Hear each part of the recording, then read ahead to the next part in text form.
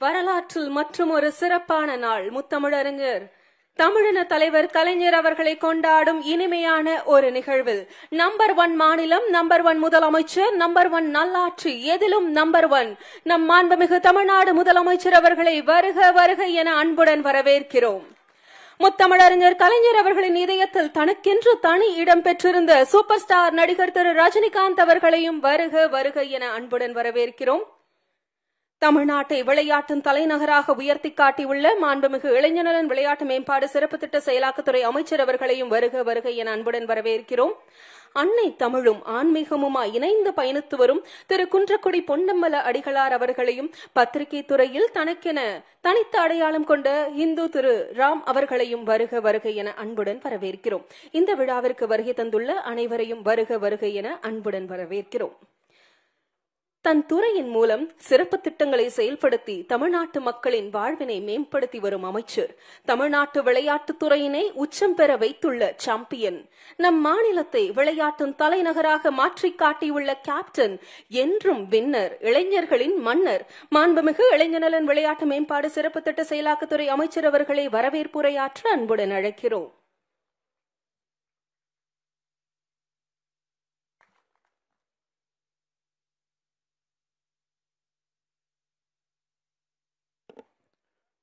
நூற்றாண்டு நாயகர் முத்தமிழர் கலைஞர் அவர்களை பற்றி மாண்புமிகு அமைச்சர் அண்ணன் ஏவா வேலு அவர்கள் எழுதியுள்ள கலைஞர் எனும் தாய் நூல் வெளியீட்டு விழாவில் வரவேற்புரை ஆற்றுவதில் நான் மிகுந்த பெருமை அடைகின்றேன், மகிழ்ச்சி அடைகின்றேன்.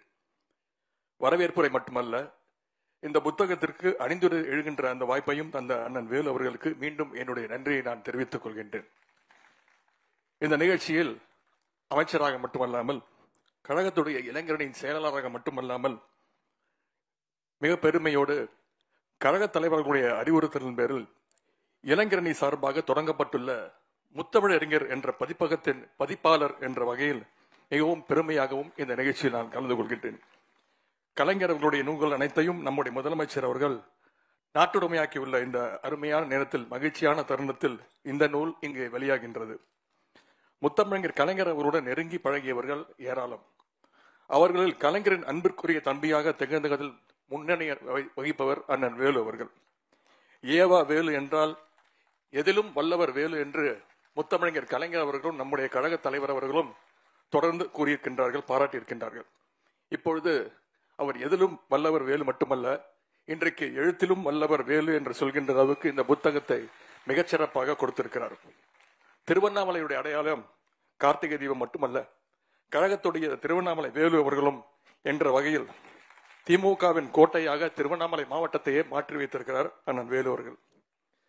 எந்த காரியத்தை எடுத்தாலும் அதை வெற்றியுடன் முடிக்கும் ஆற்றல் பெற்றவர், தலைவர் நினைப்பதை சாதித்து காட்டுபவர் தான் அண்ணன் ஏவா வேலு அவர்கள். 1967ஆம் ஆண்டு முத்தமிழர் கலைஞர் அவர்கள் அண்ணாவுடைய அமைச்சரவையில் பொதுப்பணித்துறை அமைச்சராக பதவியேற்றார், பொறுப்பை ஏற்றார்கள். அப்பொழுது நிருபர்களிடம் பேசும்பொழுது கலைஞர் சொன்ன வார்த்தைகள் இது: பொதுப்பணி என்பது எனக்கு புதிதல்ல, அது பழைய பணிதான். என்றைக்கு நான் பட்டுக்கோட்டை அழகிரிசாமியை, தந்தை பெரியாரை, பேரறிஞர் அண்ணாவை கண்ட நாள் முதல் நான் பொதுப்பணியில் தான் இருந்து வருகின்றேன். அதனால்தான் அண்ணா இன்றைக்கு எனக்கு பொதுப்பணித்துறை அமைச்சரவையும் கொடுத்திருக்கிறார் என்று கலைஞர் சொன்ன வார்த்தை. அதே போலவே பொதுப்பணிகளில் எப்பொழுதுமே சிறந்து விளங்கி வரும் அண்ணன் வேலு அவர்கள் இன்றைக்கு பொதுப்பணித்துறைக்கும் அமைச்சராக சிறப்பாக பணியாற்றி வருகின்றார். கடந்த 3 ஆண்டுகளாக நம்முடைய முதலமைச்சர் அவர்கள் தலைமையிலான திராவிட மாடல் அரசின் பல்வேறு சாதனைக்குரிய கட்டமைப்புகளை கட்டி எழுப்பிய பெருமை அண்ணன் ஏவா வேலு அவர்களுக்கு உண்டு. குறிப்பாக சொல்ல வேண்டும் என்றால், கலைஞருடைய நூற்றாண்டை முன்னிட்டு கலைஞர் நூற்றாண்டு நூலகம், கலைஞர் நூற்றாண்டு உயர் சிறப்பு மருத்துவமனை, கலைஞர் நூற்றாண்டு ஏறு தழுவுதல் மைதானம், கலைஞருடைய நினைவிடம் என்று கழகத் தலைவர் அவர்களுடைய வழிகாட்டுதலின்படி அண்ணன் அவர்கள் கட்டி எழுப்பியவை ஏராளமானவை. இன்றைக்கு சொற்களாலும் கலைஞர் அவர்களுக்கு ஒரு கோட்டையை கட்டி எழுப்பியிருக்கின்றார். அதுதான் இந்த கலைஞர் எனும் தாய் என்ற புத்தகம். கலைஞர் அவர்களை எழுத்தாளர்களாக, பத்திரிகையாளராக, ஒரு அரசியல் கட்சி தலைவராக, ஒரு இயக்கத்தின் தலைவராக, முதலமைச்சராக முன்வைத்து பல்வேறு நூல்கள் வெளிவந்திருக்கின்றன. ஆனால் முதல் முறையாக கலைஞர் அவர்களை ஒரு தாயோடு ஒப்பிட்டு கலைஞர் ஒரு தாய் என்று சொல்லி வெளிவருகின்ற முதல் நூல் இது. பெண்கள் மட்டுமே தாய் அல்ல, வீரமுள்ள ஆண் மகன்களும் தாய் என்ற நிலையை அடைவதுண்டு என்று முத்தமிழர் கலைஞர் அவர்கள் பலமுறை சொல்லியிருக்கிறார்கள். தமிழ்நாட்டிற்காகவும் நம்முடைய தாய்மொழியாம் தமிழ் மொழிக்காகவும் தன் வாழ்நாளெல்லாம் உழைத்த கலைஞர் அவர்களை தாய் என்று சொல்வது மிகவும் பொருத்தமான ஒன்று. ஒரு தாய் பிள்ளையை வளர்க்கிறாள் என்றால் அன்பும் இருக்கும், கண்டிப்பும் இருக்கும், வாஞ்சையும் இருக்கும், பெருமிதமும் இருக்கும், பெருமையும் இருக்கும். கலைஞர் அவர்கள் தாய்க்குரிய இந்த குணங்களோடு தான் கழகத்துடைய ஒவ்வொரு தொண்டனையும் வளர்த்தார்கள். கலைஞர் அவர்கள் தாய்மார்களின் முன்னேற்றத்திற்காகவும் ஒரு தாயை போல பல திட்டங்களை தந்தார்கள். இந்தியாவிலேயே முதன்முறையாக மகளிர் சுய குழுக்கள், காவல்துறையில் மகளிர், மகளிருக்கு குடும்ப சொத்தில் சம உரிமை, உள்ளாட்சியில் மகளிருக்கு இடஒதுக்கீடு என்று சொல்லிக்கொண்டே போகலாம். அதற்கு ஏராளமான உதாரணங்களை இந்த நூல் அண்ணன் வேலு அவர்கள் விவரித்துள்ளார்கள். கலைஞர் வழியில் நம்முடைய முதலமைச்சர் அவர்கள் இன்றைக்கு மகளிருக்கு கட்டணமில்லா பேருந்து விடியல் பயண திட்டம், புதுமை பெண் திட்டம், கலைஞர் மகளிர் உரிமை தொகை திட்டம் என்ற எண்ணற்ற திட்டங்களை தந்து வருகின்றார்கள். நூற்றாண்டு நாயகர் கலைஞருடைய இளமை காலம் முதல் இறுதி காலம் வரை அவரின் போராட்டங்கள், சாதனைகள், வெற்றிகளை அண்ணன் வேலு அவர்கள் இந்த நூலில் அடுக்கியிருக்கிறது. கலைஞர் எனும் தாய் பல லட்சம் பிரதிகள் விற்பனையாகட்டும். விற்பனையில் மட்டுமல்ல, படிப்போரின் வாழ்விலும் இந்த நூல் மாபெரும் தாக்கத்தை ஏற்படுத்தட்டும். அதற்கு எங்களுடைய வாழ்த்துக்களை நாங்கள் தெரிவித்துக் கொள்கின்றேன். கலைஞர் அவர்களைப் போலவே இன்றைக்கு கழகத்தையும் தமிழ்நாட்டையும் தாய்போல் காத்து வருகின்ற நம்முடைய மாண்பு முதலமைச்சர் திரு முத்துவேல் கருணாநிதி ஸ்டாலின் அவர்கள் முதல் நூலினை வெளியிட உள்ளார்கள். மாண்பு முதலமைச்சர் அவர்களை வருக வருக என வரவேற்று மகிழ்கிறேன். அதுபோல் கலைஞருடைய அன்புக்குரியவர், நம்முடைய முதலமைச்சருடைய நெருங்கிய நண்பர், புத்தகத்தின் முதல் பிரதியை பெற்றுக்கொள்ள வருகை தந்துள்ள திரையுலகினுடைய சூப்பர் ஸ்டார் திரு ரஜினி சார் அவர்களுக்கும் வருக வருக என்று வரவேற்கின்றேன்.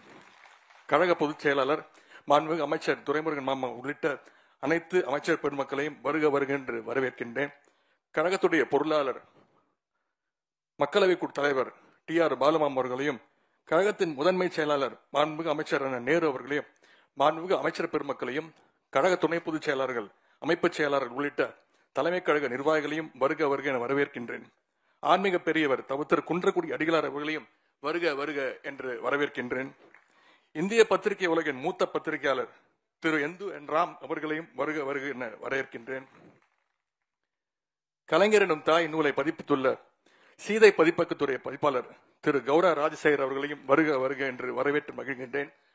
நிகழ்ச்சிக்கு வந்திருக்கக்கூடிய அனைத்து கூட்டணி கட்சி தலைவர்களையும் வருக வருக என வரவேற்கின்றேன். மாண்புமிகு சட்டமன்ற உறுப்பினர்கள், நாடாளுமன்ற உறுப்பினர்கள், உள்ளாட்சி அமைப்புகளுடைய பிரதிநிதிகள், மாவட்ட கழக செயலாளர் மற்றும் நிர்வாகிகள், இளைஞரணி உள்ளிட்ட அனைத்து அணிகளுடைய நிர்வாகிகள், உறுப்பினர்கள், அரசு அதிகாரிகள், காவல்துறை அதிகாரிகள், அலுவலர்கள், எழுத்து, இலக்கியம், அரசியல் என பல்வேறு துறைகளைச் சேர்ந்த ஆளுமைகள், பத்திரிகை மற்றும் ஊடக நண்பர்கள், எல்லாத்தை விட முக்கியமாக முத்தமிழர் கலைஞருடைய உயிரினும் மேலான அன்பு உடன்பிறப்புகள் அத்தனை பேரையும் வருக வருக என வரவேற்று வாய்ப்புக்கு நன்றி கூறி விடைபெறுகின்றேன். நன்றி, வணக்கம். மாண்புமிகு அமைச்சர் அவர்களுக்கு மனமார்ந்த நன்றி. விருந்தினர்களை சிறப்பிக்கும் தருணம். மாண்புமிகு தமிழ்நாடு முதலமைச்சர் அவர்களுக்கு கலைஞர் எனும் தாய் நூல் ஆசிரியர் அவர்கள் கைத்தறி பட்டாடை அணிவித்து நினைவு பரிசு வழங்கி சிறப்பிப்பார்கள்.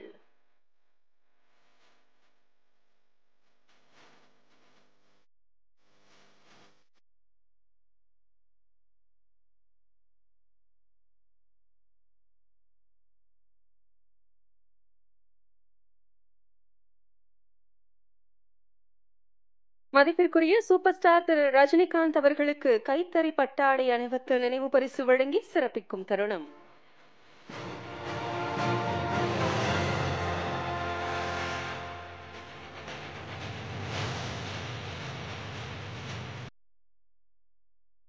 மாண்புமிகு இளைஞர் நலன் விளையாட்டு மேம்பாடு சிறப்பு திட்ட செயலாக்கத்துறை அமைச்சர் அவர்களை சிறப்பிக்கும் தருணம்.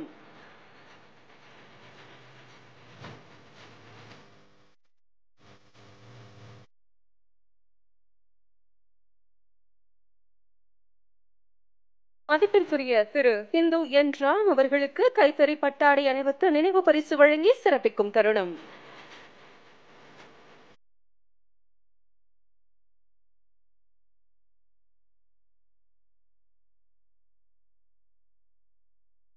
மதிப்பிற்குரிய திரு குன்றக்குடி அடிகளார் அவர்களுக்கு பட்டாடை அணிவித்து நினைவு பரிசு வழங்கி சிறப்பிக்கிறார்கள் கலைஞர் எனும் தாய் நூல் ஆசிரியர் அவர்கள்.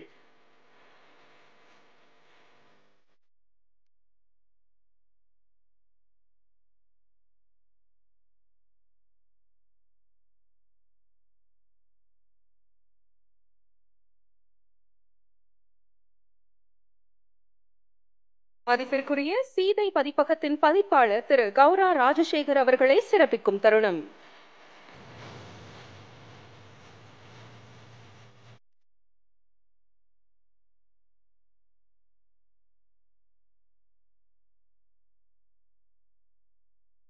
நன்றி.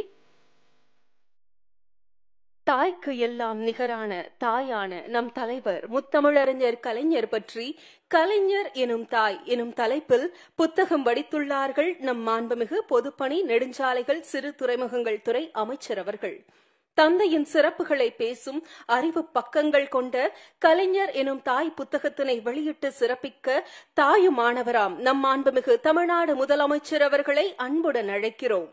புத்தகத்தினை பெற்றுக்கொள்ள சூப்பர் ஸ்டார் திரு ரஜினிகாந்த் அவர்களை அன்புடன் அழைக்கிறோம். திருவாரூர் ஆழித்தேர் அசைந்து வருவது போல் சிப்பிக்குள் முத்தினை தாங்கி வருகிறது. சிப்பிக்குள் முத்தாய் முத்துவேலரின் அருந்தவ புதல்வரின் வாழ்வியல் பக்கங்கள் தாங்கிய கலைஞர் எனும் தாய் நூல் இப்போது அவையோர் முன்பு வெளியிடப்படுகிறது.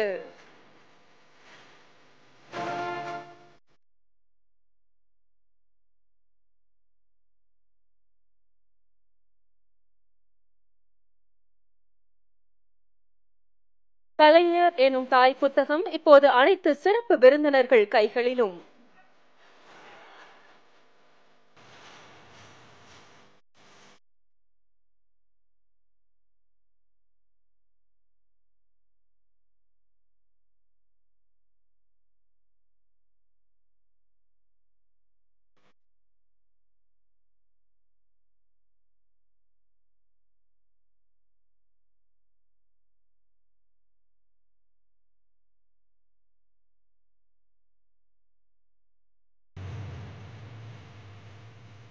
அனைவரும் பெருமை கொள்ளத்தக்க தருணமாய் இத்தருணம் அமைந்தது. கலைஞர் எனும் தாய் புத்தகத்தை காட்சி வடிவில் திறந்து வைக்க மாண்புமிகு தமிழ்நாடு முதலமைச்சர் அவர்களை அன்புடன் கேட்டுக்கொள்கிறோம்.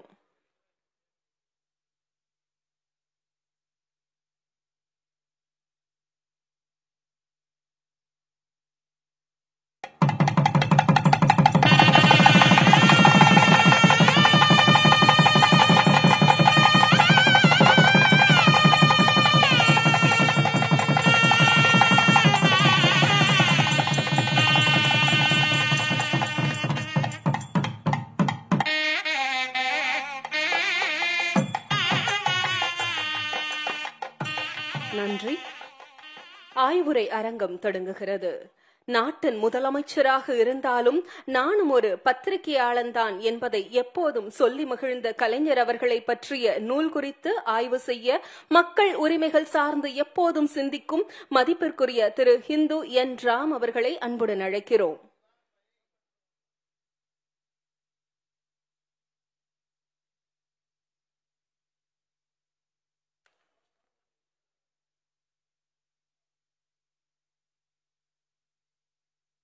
மாண்புமிகு முதலமைச்சர் திரு மு.க. ஸ்டாலின் அவர்களே, மாண்புமிகு அமைச்சர் உதயநிதி ஸ்டாலின் அவர்களே, மாண்புமிகு அமைச்சர் திரு வேலு அவர்களே,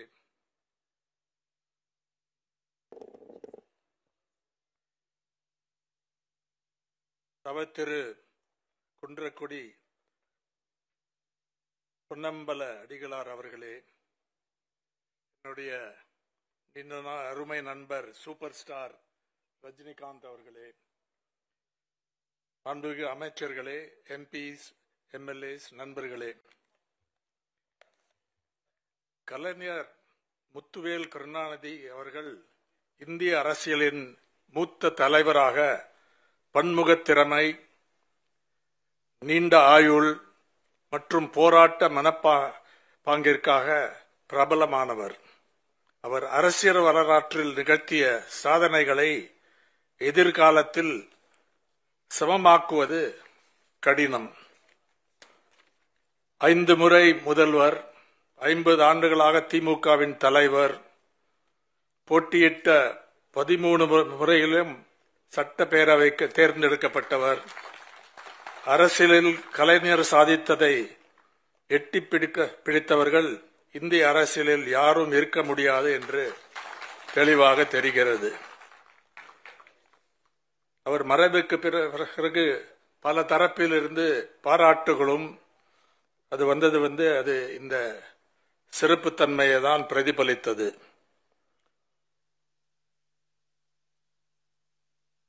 அவர் மாநில அரசியலிலே கவனம் செலுத்தினார். கிங் மேக்கர் என்று சொல்வார்கள். திமுக பல நேரங்களில் கிங் மேக்கராக இருந்திருக்கு. ஆனால் வேறு தலைவர்கள், மாநில தலைவர்கள், வேறு மாநில கட்சிகளுடைய தலைவர்கள் பிரதமர் அங்க போய் அதை பிடிக்க முயற்சித்தார்கள். ஆனா இங்க கான்சென்ட்ரேஷன் அதே மாதிரிதான் இன்னைக்கு இருக்கக்கூடிய தமிழ்நாடு முதலமைச்சரும் இந்த போக்கஸ் இருக்கிறதுனால தான் தமிழ்நாடு இந்தியாவிலே நம்பர் 1 ரேங்கை அடைந்து இருக்கிறது. இந்த போக்கஸ் இல்லை என்றால் இந்த அளவுக்கு வளர்ச்சி ஏற்பட சாத்தியமில்லை. அதனால கலைஞர் அவர்கள் மாநில அரசியலிலே கவனம் செலுத்தினார். ஆனா நாட்டு பல பிரச்சனைகளிலும் இன்டர்நேஷனல் இஷ்யூஸ்லயும் ஆழமான இன்ட்ரெஸ்ட் எடுத்தார். அதை பத்தி எழுதினார், அதை பத்தி பேசினார், அதை பத்தி யோசித்தார். அதுல அது ஒரு முக்கியமான ஒரு அம்சம் என்று கூறுகிறேன். ஆட்டானமி அண்ட் பெடரலிசம், மாநில சுயாட்சி, கூட்டாட்சி, அவருடைய உறுதியான கொள்கைகள். அவர் சலியாத உழைப்பாளி, படைப்பாளி, நிர்வாகி, தொட்ட துறைகளில் எல்லாம் முத்திரை பதித்தவர். சிறுகதைகள், நாவல்கள், நாடகங்கள், திரைப்படம் என எல்லா துறைகளிலும் அவர் கோலோச்சினார். Kalaignar was not born with a silver spoon. அவர் on his own ஃபைட் பண்ணி சிறு வயதிலேயே ஸ்கூல்ல இருக்கும்போது அரசியலில் இறங்கி வாழ்நாள் முழுவதிலும் அந்த பிடிப்பு இருந்தது, உறுதி இருந்தது, தைரியம் இருந்தது, நேர்மை இருந்தது. அதனாலதான் இன்றைக்கு அவரை எல்லாரும் பாராட்டுறாங்க. அன்னைக்கு நம்மளுடைய டிஃபென்ஸ் மினிஸ்டர் ராஜ்நாத் சிங் வரும்போது நானும் இங்க கேட்டுட்டு இருந்தேன். முதலமைச்சர் சொன்ன மாதிரி எந்த திமுக தலைவரும் உறுப்பினரும் அந்த அளவுக்கு கலைஞரை பொழுந்ததில்லை. அந்த அளவுக்கு அவர் அவருடைய பெடரலிசம், அவருடைய ஜனநாயக பற்று, இதை பத்திலாம் அன்னைக்கு நன்றாக பேசினார் ராஜ்நாத் சிங் அவர்கள். சுயமரியாதை கலைஞருடைய சொத்து. பல விஷயம், இதெல்லாம் தெரிஞ்ச விஷயம், உங்க எல்லாருக்கும் தெரிஞ்ச விஷயம். அதனால எனக்கும் ஒரு மூத்த நண்பராக தான் நான் கலைஞரை பார்த்தேன். பல விஷயத்தில் அவரை அணுக முடியும். ஏதாவது ஐடியா இருந்தாலோ, ஏதாவது பிரச்சனை இருந்தாலோ, ஏதாவது காமெண்ட் இருந்தாலோ அவரை சுலபமாக அணுக முடியும். ஏன்னா அவரே ஒரு எழுத்தாளர், பத்திரிகையாளர், பத்திரிகை சுதந்திரத்துக்கு பெரிய ஒரு காப்பாளராக இருந்தார். எழுத்து சுதந்திரம், freedom of speech and expression, அதுல முக்கியமான ஒரு சாம்பியனாக வாழ்நாள் முழுவதும் அவர் இருந்திருக்கார். அதனால இந்த ஆல்ரவுண்ட் கேப்பபிலிட்டி, இதுதான் அவருடைய ஸ்பெஷல், அவருடைய கிரேட்னஸுக்கு எக்ஸ்பிளனேஷன். அதுதான் சலியாமல் உழைப்பார், ஹார்ட் ஒர்க்கிங். அதனால இன்றைக்கு அதிக நேரம் நான் பேச வேண்டிய வாய்ப்பு இருக்காது, பேச தேவையும் இல்லை. ஏன்னா அவருடைய கிரேட்னஸ் பல பேருக்கு எல்லாருக்கும் தெரிஞ்ச விஷயம். ஆனா இந்த நூல் தாய் என்ற தலைப்பில் வந்தது ரொம்ப பொருத்தமான ஒரு தலைப்பு, ஒரு முயற்சி. மாண்புமிகு அமைச்சர் வேலு அவர்கள் அதை ஒரு ரொம்ப திங்க் பண்ணி ஆழமாக அதை பரிசீலனை பண்ணி, எப்படி அவர் தாய் எப்படி ப்ரொடெக்ட் பண்ணுவாங்களோ அதே மாதிரி கட்சியை மட்டும் இல்ல, திராவிட இயக்கத்தையும் பாதுகாத்து அந்த பேஷன், தமிழ் மொழிக்கு இருந்த அந்த பேஷன் எல்லாம் எப்படி இருந்தது. அதனால தாய் என்பது ஒரு ரொம்ப பொருத்தமான ஒரு தலைப்பு என்பதை நன்றாக எடுத்து காட்டியுள்ளார் இந்த நூல்ல. மைப்போ நாராயண் ஒரு விஷயம் சொன்னாரு நம்ம ஆசிரியரை பத்தி. ஒரு குக் கிராமத்தில் பிறந்து வளர்ந்து, உதயநிதி அவர்கள் சொல்ற மாதிரி எல்லாத்துலயும் வல்லுனர், ஒரு very efficient man, hard working, bus கண்டக்டராக இருந்திருக்காரு அப்படின்னு மைப்போ நாராயணன் என்கிட்ட சொன்னாரு. ஒரு பஸ் கண்டக்டர் சூப்பர் ஸ்டார், இன்னொரு பஸ் கண்டக்டர் மாண்புமிகு அமைச்சர், முக்கியமான போர்ட்போலியோ இருந்தது. இதுதான் தமிழ்நாட்டுக்கு ஒரு பெருமை.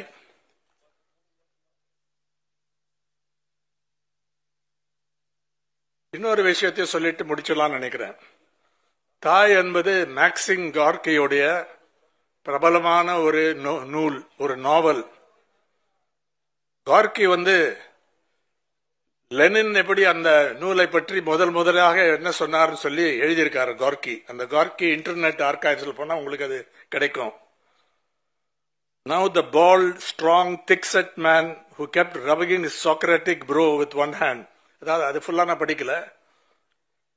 லெனின் அவர்கள் கார்கியை இது பண்ணும்போது அதை பத்தி பார்த்து அந்த நூலுடைய குறைபாடுகளை பத்தி முதல்ல பேசினாராம். என்னுடைய அம்மா நாவலின் குறைபாடுகளை பற்றி பேச தொடங்கினார். கார்கி எழுதுறார் இது. அவர் அந்த நாவலை இன்னொருத்தர்கிட்ட இருந்து வாங்கி மேனுஸ்கிரிப்ட் ஸ்டேஜிலே படிச்சானாம். நாவலை எழுதுவதில் நான் அவசரப்பட்டேன் என்று கார்கி சொன்னாராம். ஆனால் ஏன் என்று விளங்குவதற்கு முன்னே லெனின் தலையாட்டியவாறே அதற்கான காரணத்தை தானே குறித்தார். அவசரமாக எழுதப்பட்டது சரியானதே, ஏனெனில் இந்த நாவல் இப்போது மிகவும் தேவைப்பட்டது. பல தொழிலாளர்கள் தன்னிச்சையாகவும் திடீரென்றும் புரட்சியில் இணைந்திருந்தனர். அவர்களுக்கு அம்மா மிகுந்த பயனுள்ளதாக இருக்கும். மிகுந்த நேரத்துக்கேற்ற புத்தகம். இதுதான் லெனின் கார்கி அளித்த பாராட்டு. இது கார்கிக்கு நல்ல ரொம்ப மகிழ்ச்சியை கொண்டு வந்தது. எதனால சொல்றேன்னா, அன்னைக்கு நம்ம அவரோட வியூ அவசரமாக எழுதுறது தவறு இல்லை. ஆனா இது வேலு அவர்கள் பல நாள்கள் கலைஞர் காலத்திலேயே அது ஆரம்பிச்சிருக்கார் போல் இருக்கு இந்த வேலையை. அவர்கிட்டயே அந்த தலைப்பை பேசியிருக்காரு அப்படின்னு தான் கேள்விப்பட்டேன். ஸ்டாலின் கார்கியுடைய மேக்சிம் கார்கியுடைய ஜோசப் ஸ்டாலின் அவர்கள் மேக்சிம் கார்கி அவர்களுடைய நூலை பற்றி என்ன சொன்னார்னு தெரியாது. ஆனா நம்ம முதலமைச்சர் மு.க. ஸ்டாலின் அவர்கள் என்ன சொல்லுவார்னு என்று எல்லாரும் எதிர்பார்க்கிறோம். இந்த நூலை பற்றி படிச்சிருப்பார். இந்த ஐடியாவோட நான் இந்த வாய்ப்பு கொடுத்ததுக்கு நன்றி சொல்லி, இந்த புக் கொண்டு வந்தது is an important day for Tamil Nadu. நன்றி ஐயா. திராவிடத்திலும் ஆன்மீகத்திலும் ஒரு சேர பயணிக்கலாம், இரண்டும் ஒன்றுக்கொன்று உடன்பாடானதுதான் என்பதற்கு உதாரணமாய் விளங்கும் மதிப்பிற்குரிய குன்றக்குடி பொன்னம்பல அடிகளார் அவர்களை ஆய்வுரை வழங்க அன்புடன் அழைக்கிறோம்.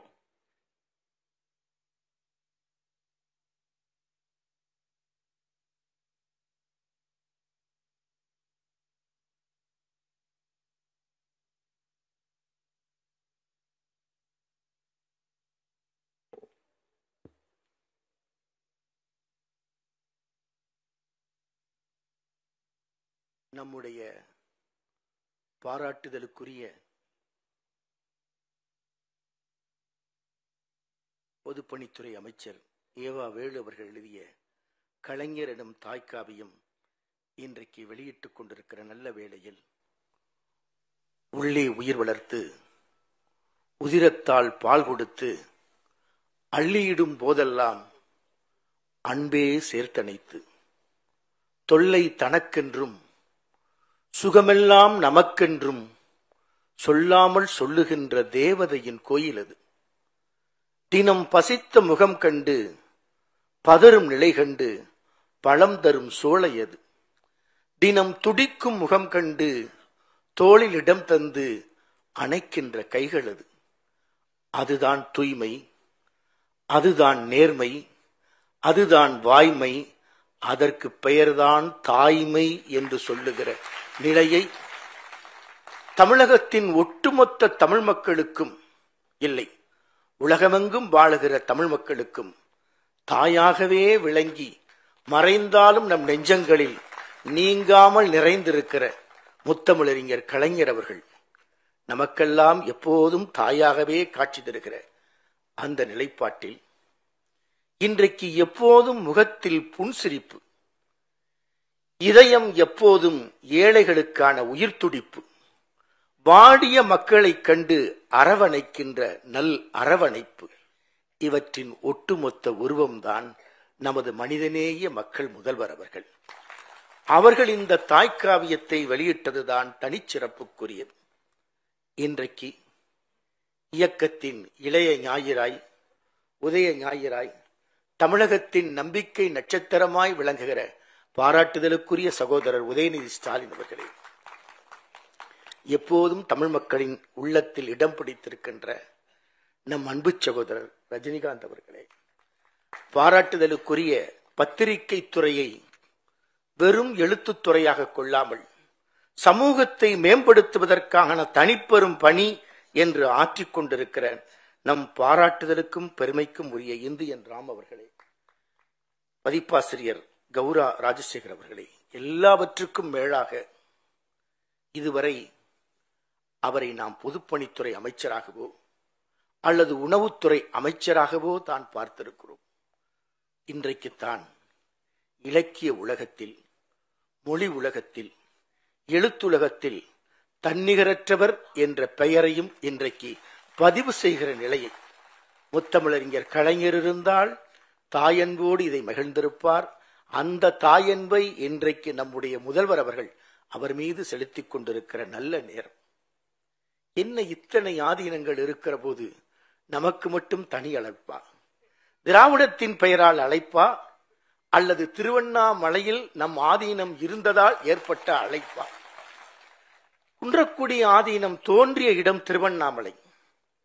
அதன் முதல் குரு முதல்வர் திருவண்ணாமலையில் அவதரித்த தெய்வசிகாமணி தேசிய பரமாச்சாரிய சுவாமிகள் இன்றல்ல 700 ஆண்டுகளுக்கு முன்பு. இன்றும் அவர் ஜீவசமாதி அருளொளி வீசிக்கொண்டிருக்கிறது. வல்லாள மகராஜன் என்பவனின் பட்டத்து குதிரை இறந்து விட்டது. அப்போது ஆண்ட அரசன் அதை அவர் உயிர்ப்பித்து தந்தார். மன்னன் பொன்னையும் மணிகளையும் வைரத்தையும் அவர் காலடியில் கொட்டினார்.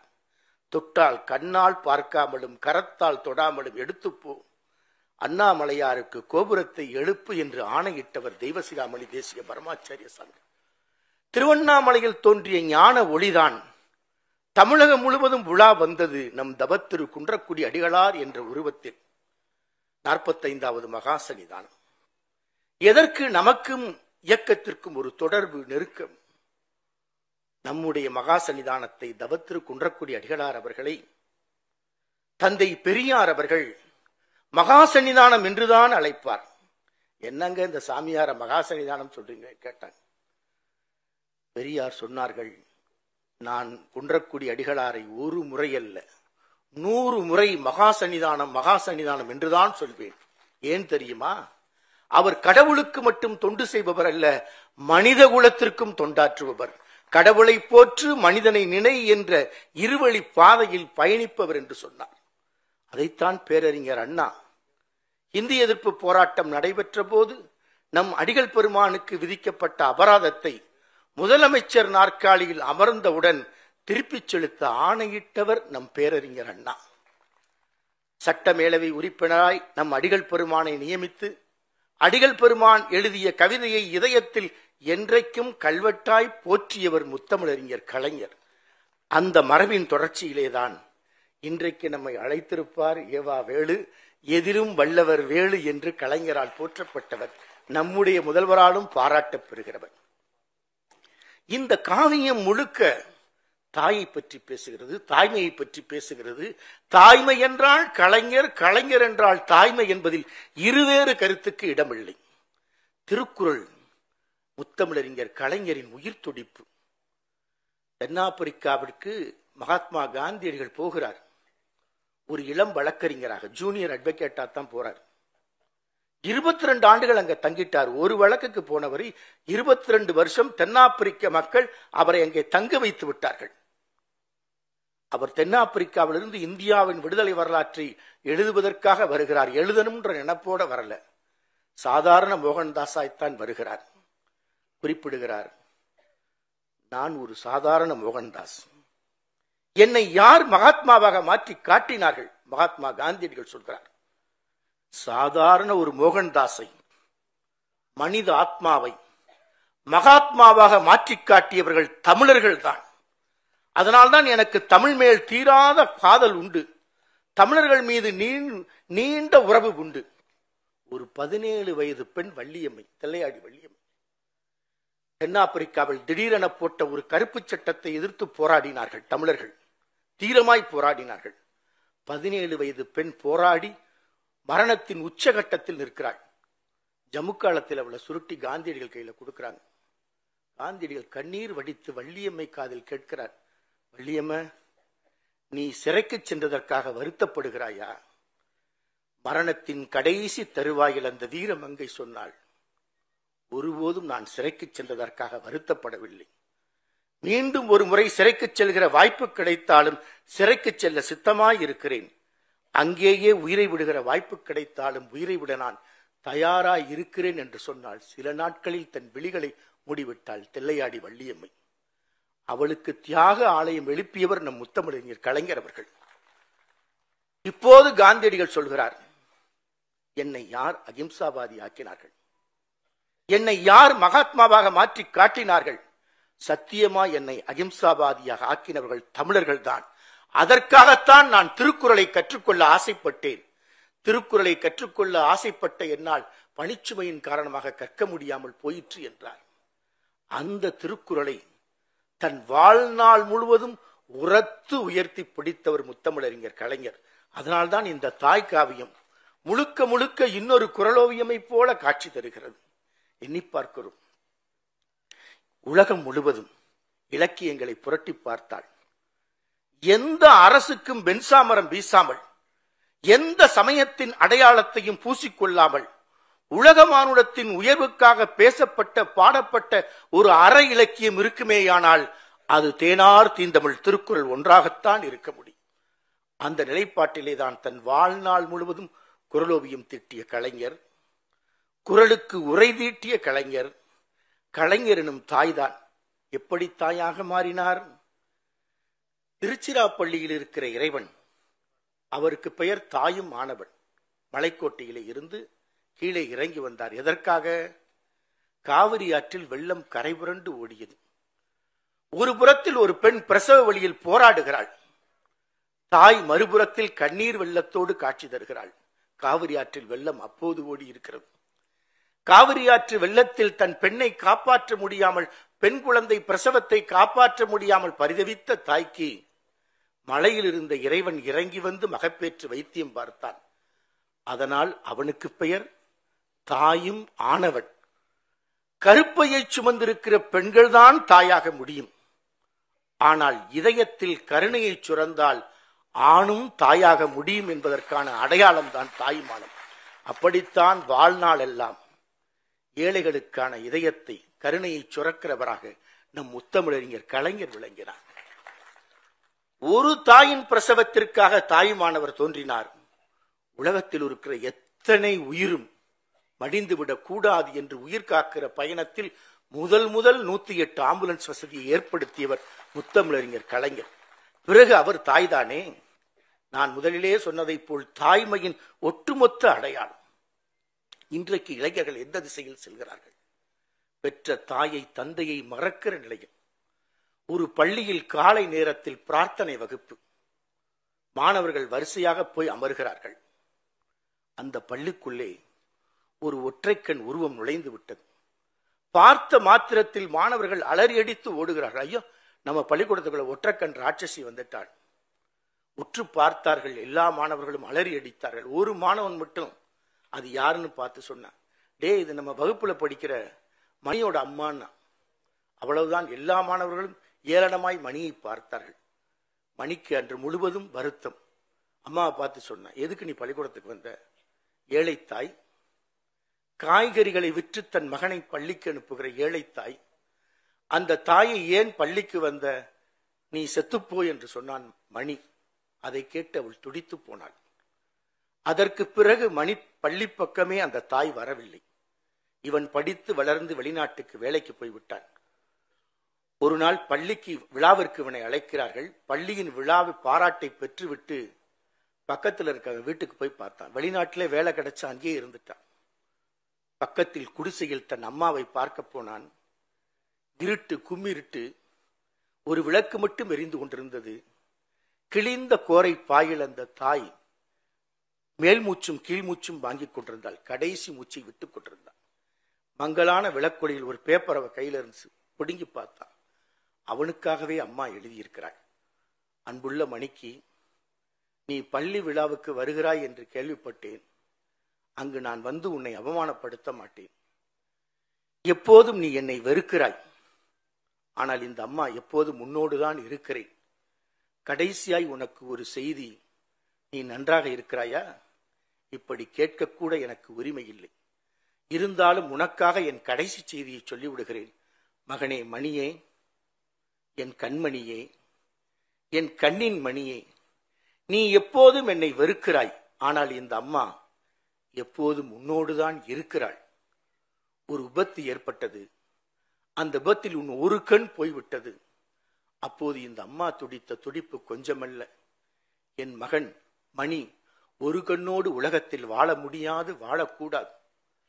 அவனுக்கு 2 கண்களும் வேண்டும். அதற்காக என் கண்கள் 2 கண்களை கூட எடுத்துக் கொள்ளுங்கள். தேவைப்பட்டால் என் உயிரை கூட எடுத்துக் கொள்ளுங்கள். மகனே, மணியே, என் கண்மணியே, என் கண்ணின் மணியே, என் கண்ணின் மணி ஒன்றை எடுத்துத்தான் உனக்கு பொருத்தி இருக்கிறார்கள். அந்த கண்மணி வழியே உன்னோடு எப்போதும் வாழும் அம்மா, உன்னிடமிருந்து விடைபெறுகிறேன். இப்படி எத்தனையோ மணிகள். ஆனால் ஒட்டுமொத்த தமிழ் மக்களுக்கும் கண்மணியாகவே வாழ்ந்தவர்தான் முத்தமிழறிஞர் கலைஞர் அவர்கள். அவரை தாய்க்காவியத்தில் மட்டுமல்ல, வாழும் ஒவ்வொரு நிகழ்விலும் நாம் நினைவு கூற வேண்டிய கட்டாயத்தில் இருக்கிறோம். திருக்குறளுக்கு அவரை போல, திருவள்ளுவருக்கு அவரை போல தொண்டு செய்தவர் உலகத்தில் எவருமே இல்லை. எண்ணி பாருங்கள். எந்த திருக்குறள் பணியை, திருவள்ளுவர் பணியை செய்தாலும் அவருக்கு தடைகள். வான்புகழ் வள்ளுவர் கோட்டத்தை எழுப்பினார். அடித்தளம் முதல் கலசம் சூட்டுகிற வரை அவரது திருப்பணிதான். கல்லெல்லாம் பேசுகிற பொற்சிலைகள், மண்ணெல்லாம் விண்முட்டுகிற கோபுரங்கள், வண்ணங்கள் எல்லாம் உயிர்ப்புடைய ஓவியங்கள். வள்ளுவருக்கு வனப்பான கோட்டம் எழுப்பப்பட்டது. கோட்டம் எழும்பியது. ஆனால் என்ன நடந்தது? கோட்டத்திற்கான விழா திட்டம் தீட்டப்பட்டது. எப்படி?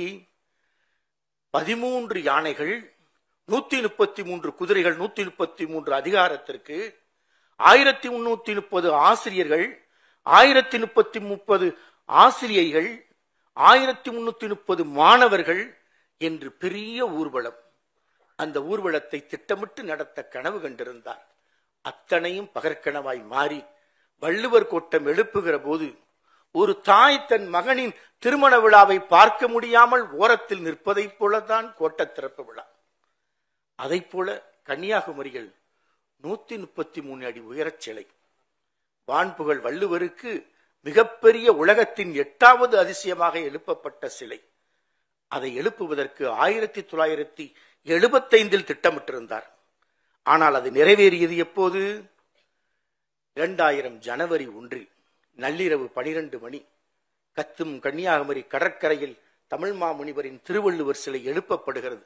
ஒளிவெள்ளம் பாய்ச்சப்படுகிறது. கலைஞர் ஒளிப்பெருக்கி முன்பு பேச வருகிறார். அத்தனை பேரையும் அழைத்து விட்டு, என் வாழ்வின் பெரிய லட்சியமாய் இருந்த, பெரிய கனவாக இருந்த திருவள்ளுவர் சிலை 1/4 நூற்றாண்டு கனவு. இன்றைக்கு கூட இந்த விழா மேடையில் நான் பேச முடியுமா என்று நினைத்தேன். மருத்துவர்களிடம் கண்டுபிடித்து மருத்துவர்கள் எனக்கு மருந்து கொடுத்த பிறகுதான் தன்னிலையோடு இன்றைக்கு நான் பேசுகிறேன். இது என் கனவு. ஒவ்வொருவரையும் பெயர் சொல்லி அழைத்தார். ஒவ்வொருவரிடம் பெயர் சொல்லி அழைத்து, இனி எல்லோரும் திருவள்ளுவரை ஐயன் திருவள்ளுவர் என்று அழைத்திடுங்கள், ஐயன் திருவள்ளுவர் என்று அழைத்திடுங்கள் என்றார். 1/4 நூற்றாண்டு கால கனவு நனவாகியது. அதை போல ஒவ்வொரு நிகழ்விலும், அதற்காக திருச்சியில் நடைபெற்ற மாநாட்டில் திருக்குறள் முதல்வர் என்ற விருதினை உலக திருக்குறள் பேரவை நமது அமைப்பு வழங்கியது. அப்போது கூட அவர் குறிப்பிட்டார், நான் செய்கிற பணி விருதுக்காக அல்ல, தமிழுக்காக, திருக்குறளுக்காக என்று குறிப்பிட்டார். காயப்பட்ட, சேதப்பட்ட, ஒதுக்கப்பட்ட, புறந்தள்ளப்பட்ட மொழிதான் இன்றைக்கு செம்மொழி சிம்மாசனத்தில் ஏறி அமர்ந்திருக்கிறது. 2004ஆம் ஆண்டில் 4 தமிழ்ச்சங்கங்களை கண்ட மதுரையில் முத்தமிழறிஞர் கலைஞர் எனும் 5ஆம் தமிழ்ச்சங்கத்திற்கு நாமும் தமிழறிஞர்களும் சான்றோர் பெருமக்களும் கூடி விழா எடுத்தோம், நன்றி தெரிவித்து. அந்த விழாவில் இப்போது ஐயா நம்முடைய ராம் அவர்கள் குறிப்பிட்டதைப் போல மார்க்சிம் கார்கியின் தாய்க்காவியத்தை தான் நினைவு கூர்ந்தோம். மார்க்சிம் கார்கியின் தாய் ரஷ்ய தாய் நிலோனா என்ற பெண். அவளின் அருமை மகன் பாவல். பாவல் இங்கே நம்முடைய ஏவா வேலு அவர்களும் பாவலை நினைவுபடுத்தி இருக்கிறார். பாவல் புரட்சிக்காரன். தாய் நிலோனா காலம் முழுவதும் அடிமைத்தனத்தை எதிர்த்து போராடி வாழ்வு முழுவதும் சிக்கல்கள். பாவல் அம்மாட்ட கேட்பான், அம்மா உனக்கு என்னைக்குமா மகிழ்ச்சி, சந்தோஷம்? நான் பிறந்த ஒரு நாள் தான் உனக்கு மகிழ்ச்சியாக இருக்க முடியும் என்று. இதை அப்படியே நாம் தமிழ்த்தாயை பார்த்து கேட்கிறோம். கலைஞர் பிறந்த நாளை தவிர தமிழ்த்தாய்க்கு மகிழ்ச்சியான நாள் என்ன இருக்க முடியும் என்று தமிழ்த்தாய் கேட்கிறாள் என்று குறிப்பிட்டோம். இப்படி எத்தனையோ செய்திகள். உலக வரலாற்றில் நெஞ்சுக்கு நீதி என்று தனக்குத்தானே நீதி எழுதிய ஒப்பற்ற அரசியல் வரலாற்றை, சமூக வரலாற்றை தந்தவர் கலைஞர். அந்த அத்தனை வரலாற்றையும் படிப்பதற்கு நமக்கு வாய்ப்பு இருக்கிறதா? இல்லை. கலைஞர் தொடக்க நாள் தொட்டு ஒரு போராளிக்கு ஓய்வுண்டா? ஓய்வில்லை, என் கல்லறையில் எழுதுங்கள், ஓய்வெடுக்காமல் உழைத்தவன் இப்போது உறக்கம் கொண்டிருக்கிறான் என்று எழுதுங்கள் என்று சொன்னவர். இன்றைக்கு நினைத்து பார்க்கிறோம், ஒட்டுமொத்த நெஞ்சுக்கு நிதி வரலாற்றையும் நீங்கள் ஒரே நூலில் படிக்க வேண்டுமென்றால் கலைஞர் எனும் தாய்க்காவியத்தை படித்தால் போதும். திருக்குறளை நீங்கள் கற்க வேண்டுமா? திருக்குறளுக்கு எத்தனையோ உரைகள், பரிமேலழகர் தொட்டு நேற்று வரை எத்தனையோ அறிஞர்கள் உரை எழுதியிருக்கிறார்கள். ஆனால் கலைஞரின் உரை தனித்துவமான உரை. அந்த உரைகளையெல்லாம் ஒரு சேர வாசிக்க வேண்டுமா? கலைஞர் எனும் தாய்க்காவியத்தில் எல்லா குரல்களும் இருக்கிறது. அத்தனை குரல்களையும் தன் வாழ்வில் உண்மை என்று ஆக்கியவர். ஈன்ற பொழுதினும் பெரிதுவக்கும் தன் மகனை சான்றோன் என கேட்ட தாய் என்று தாய் மகிழ்வாளே தன் மகனை சான்றோன் என்று உலகம் பாராட்டுவதைப் போல அப்படித்தான் இன்றைக்கு ஏவா வேலு அவர்களை முத்தமிழறிஞர் கலைஞர் அவர்களும் நம்முடைய முதல்வர் அவர்களும் எதிலும் வல்லவர் வேலு என்று, இதிலும் வல்லவர்தான் வேலு, எழுத்துலகத்திலும் வல்லவர்தான் வேலு என்று தன்னுடைய முத்திரையை பதிப்பித்திருக்கிறார். நல்ல அற்புதமான கவிதை நடை. எவரும் எதிர்பார்க்காத புதுக்கவிதையின் ஓட்டம். படிக்க படிக்க புத்தகத்தை கையில் எடுத்தால், சில நூல்களை எடுத்தால் உறக்கம் நம்மை தாளாட்டும். ஆனால் தூங்குவரையும் தட்டி எழுப்புகிற காவியமாக கலைஞர் எனும் தாய்க்காவியம் இருக்கிறது. அதற்கு நம் முதல்வர் எழுதியிருக்கிற பாராட்டுரை பொன்னெழுத்துக்களில் பொறிக்கத்தக்க உரை. அன்புக்குரியவர்களே, காலையில் பழனியில் முத்தமிழ் முருகன் மாநாடு, அனைத்துலக முத்தமிழ் முருகன் மாநாடு. ஒரு செய்தி, நம்முடைய தமிழகத்தில் உலகத்தமிழ் மாநாட்டை அண்ணா நடத்தினார். கலைஞர் அதனோடு இருந்து இயங்கினார். உலகத்தமிழ் செம்மொழி மாநாட்டை நம் முத்தமிழறிஞர் கலைஞர் கோவையில் நடத்தினார். முதலாக இந்திய வரலாற்றில், தமிழக வரலாற்றில் ஆன்மீக தமிழ் இலக்கியத்தின் மாநாட்டை நம்முடைய முதல்வர் அவர்கள் நடத்தி இருக்கிறார்கள். அதில் சொன்ன உயிர்ப்பான செய்தி, அனைவருக்குமான உயிர்ப்பான செய்தி இதுதான். கடவுள் நம்பிக்கைக்கு நாங்கள் எப்போதும் எதிரானவர்களும் அல்ல, தடையானவர்களும் அல்ல. அன்பே உயிர்களை நலமாக்கும், உலக ஒருமைப்பாடே உறவை நலமாக்கும் என்ற பாதையில் அறிவும் அன்பும் இணைந்தால் உலகம் அருள்மயமாகும். அறிவும் அன்பும் பிரிந்தால் உலகமே இருள்மயமாகும். அருள்மயமாகும் பாதையில் மானுடம் பயணிக்க பழனியில் ஆன்மீக தமிழ் மாநாடு. இங்கே அறிவுலக ஆசான் திருவள்ளுவரையும் கலைஞரையும் தாய்மை உணர்வோடு சிந்திப்பதற்கு இன்று மாலையில் கலைஞர் எனும் தாய்க்காவியம் என்றைக்கும் வரலாற்றில் நிலைத்து நிற்கிற காவியமாக படைத்து தந்த நம்முடைய அமைச்சர் பகிர்ந்தகைக்கு நன்றி தெரிவித்து, இந்த நூலுக்கு ஆக்கமும் ஊக்கமும் அளித்து வெளியிட்டிருக்கிற மாண்புமிகு முதல்வர் அவர்களுக்கு நெஞ்சார்ந்த நன்றிகளை, நல்வாழ்த்துக்களை தெரிவித்து விடைபெறுகிறேன். நன்றி, வணக்கம். நன்றி ஐயா. முத்தமிழறிஞர் கலைஞர் அவர்கள் தமிழ் இலக்கியங்கள் படைத்தவர் மட்டுமல்ல, புதிய தமிழையே படைத்தார். அத்தகைய தமிழ் மகன் பற்றி புத்தகம் எழுதுவது எளிதல்ல. தலைவரிடம் கற்ற தமிழ் மூலமாக அவர் ரசித்த மொழியில் கலைஞர் எனும் தாய் என்ற வாழ்வியல் நூலை புத்தகமாக தீட்டி தந்துள்ள நூல் ஆசிரியர் மாண்புமிகு பொதுப்பணித்துறை அமைச்சர் அவர்களை ஏற்புரை வழங்க அன்புடன் அழைக்கிறோம்.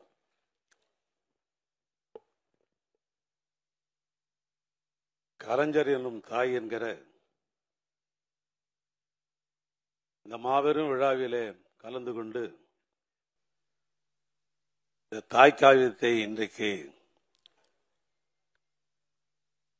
பொதுமக்களுக்கு அர்ப்பணித்திருக்கிற 8 கோடி தமிழர்களுடைய இதய வேந்தரும் ஒட்டுமொத்த கழகத்தினுடைய உதய சூரியமாயிருக்கிற தமிழகத்தினுடைய முதல்வர் என் நெஞ்சமெல்லாம் நிறைந்திருக்கிற என்னுடைய அன்பு தலைவர் அருமை அண்ணன் தளபதியார் அவர்களே,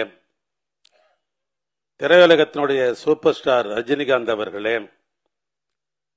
இளைஞரும் மற்றும் சிறப்பு செயலாக்கத்துடைய அமைச்சர் மாண்புமிகு இளவல் உதயநிதி அவர்களே, நம்முடைய அடிகளார் பொன்னம்பல அடிகளார் அவர்களே, பத்திரிகை உலகத்தினுடைய ஜாம்பவான் இந்துராம் அவர்களே, அருமை அண்ணன் மாண்புமிகு அண்ணன் துரைமுருகன், கழகத்தினுடைய பொருளாளர் அண்ணன் பாலு அவர்கள், மூத்த அமைச்சர்கள் அருமை அண்ணன் நேரு, ஐ பெரியசாமி, பொன்முடி உட்பட அமைச்சர் பெருமக்கள், நிகழ்ச்சியிலே கலந்து கொண்டிருக்கிற பல்வேறு அரசியல் கட்சியினுடைய தலைவர் பெருமக்கள், பல்வேறு துறைகளை சார்ந்த துறை செயலாளர்கள், அலுவலர் பெருமக்கள், பொதுப்பணி மற்றும் நெடுஞ்சாலைத்துறையை சார்ந்த பொறியாளர்கள், நாடாளுமன்ற சட்டமன்ற உறுப்பினர் பெருமக்கள்,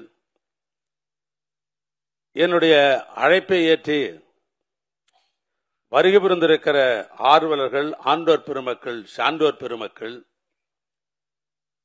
இந்த புத்தகம் வெளிவருவதற்கு எனக்கு உறுதுணையாக இருந்த அருணை கல்விக் குழுமத்தினுடைய துணைத் தலைவர் தம்பி தமிழ் பெருவத்தான் என்கிற குமரனுடைய அவரை சார்ந்த பேராசிரியர்கள், துறை தலைவர்கள், துணை பேராசிரியர்கள், ஆசிரியர் பெருமக்கள், இங்கே திரளாக கூடியிருக்கிற அருமையண்ணன் தலைவர் கலைஞருடைய உடன்பிறப்புகள், ஒருபடி அதிகமாக சொல்ல வேண்டும் என்று சொன்னால் தளபதியினுடைய தகைசால் தம்பிமார்கள் எல்லாம் கூடியிருக்கிற இந்த அரங்கத்தில் உங்கள் அனைவருக்கும் எனது பணிவான வணக்கத்தை நான் முதலில் தெரிவித்துக் கொள்ள விரும்புகிறேன். இந்த கலைஞர் என்னும் தாய் என்கிற இந்த புத்தகம் எழுதுவதற்கு எனக்கு உந்து சக்தியாக இருந்தது தலைவர் கலைஞர் எழுதிய நெஞ்சுக்கு நீதி. அத்தனை பாகத்தையும் நான் படித்திருந்தாலும் கூட முதல் பாகத்திலே பல்வேறு நமக்கு கிடைக்கப்பெறாத செய்திகள் எல்லாம் அதில் இருந்தது. அதில் பக்கம் 581 அவர் தமிழ் மொழிக்காக பாளையங்கோட்டை சிறையில இருந்த காலகட்டங்களில் திருநெல்வேலியை சேர்ந்த சைவ சித்தாந்த பதிப்பகத்தார் ஒரு புத்தகத்தை எனக்கு கொடுத்தார்கள். அதுதான் தாய்க்காவியம்.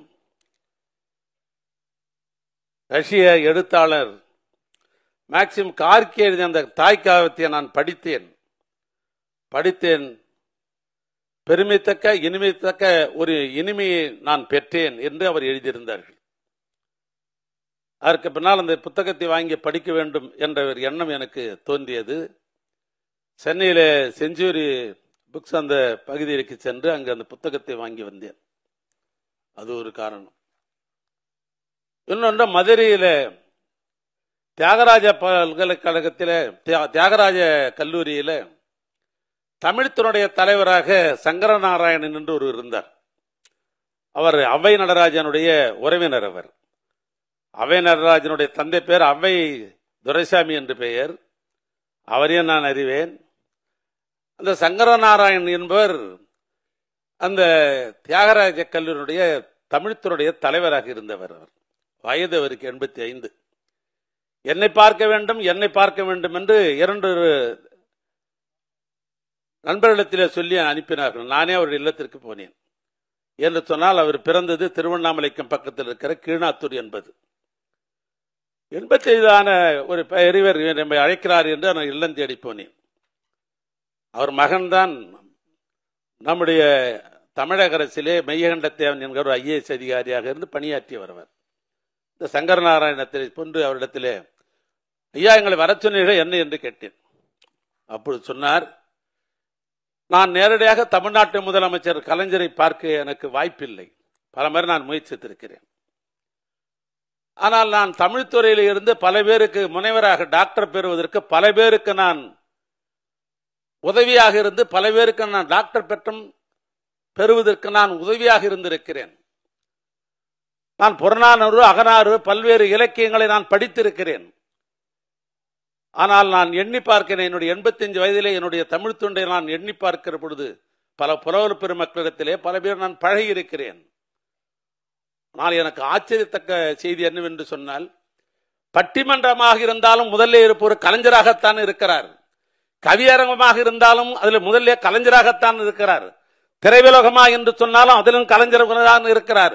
ஏன் அரசனுடைய ஆட்சி என்று சொன்னாலும் அதிலும் இந்தியாவில் கலைஞர்தான் இருக்கிறார். ஆக எதிலும் முதலாக இருப்பவர் என்று சொல்லிவிட்டு சொன்னார், இது அனைவருக்கும் சாத்தியக்கூறு அல்ல. கருவிலே திரு இருந்தால்தான் அது அப்படி இருக்கும். எனவே கருவிலே திரு என்கிற இந்த தாய்மை கலைஞருக்கு இருந்த காரணத்தினால்தான் இந்தியாவிலே முதன்மையாக தாயாக இருக்கிறார். இந்த செய்தியை போய் சொல்லுங்கள் என்ற இடத்திலே சொன்னார்கள். நான் அண்ணன் கலைஞரை கோபாலபுரத்திலே ஒரு நிகழ்வு பக்கத்திலே இருக்கிற பொழுது இந்த செய்தியை சொன்ன பொழுது, வானத்திலே இருக்கிற மதி எப்படி சிறப்பாக முழு நிலவாக இருக்கிற பொழுது எப்படி முகம் இருக்கிறோமோ அப்படி அண்ணன் கலைஞருடைய முகம் மறந்ததை நான் பார்த்தேன். அப்பொழுதுதான் நான் முடிவெடுத்தேன், இந்த தாயை பற்றி ஒரு காவியத்தை நாம் எழுத வேண்டும் என்று. ஏறத்தாழ 11 ஆண்டு காலமாக எப்பொழுதெல்லாம் எனக்கு அரசு பணிகள், கழக பணிகள் இல்லாத பொழுது ஓய்வுகள் எல்லாம் கிடைத்ததோ, இரவு நேரத்தில் 11 மணிக்கு ஆரம்பித்து 12 மணி 1 மணி வரைக்கும் இந்த தாய்க்காய்வத்திற்கு பல்வேறு புத்தகங்களை படித்து அது குறிப்பெல்லாம் எடுத்து படிக்க வேண்டிய ஒரு இலக்கை அமைத்துக் கொண்டு நான் அதை எழுதினேன். இது யாரை வைத்து இதை வெளியிடுவது என்று நான் யோசித்த பொழுது,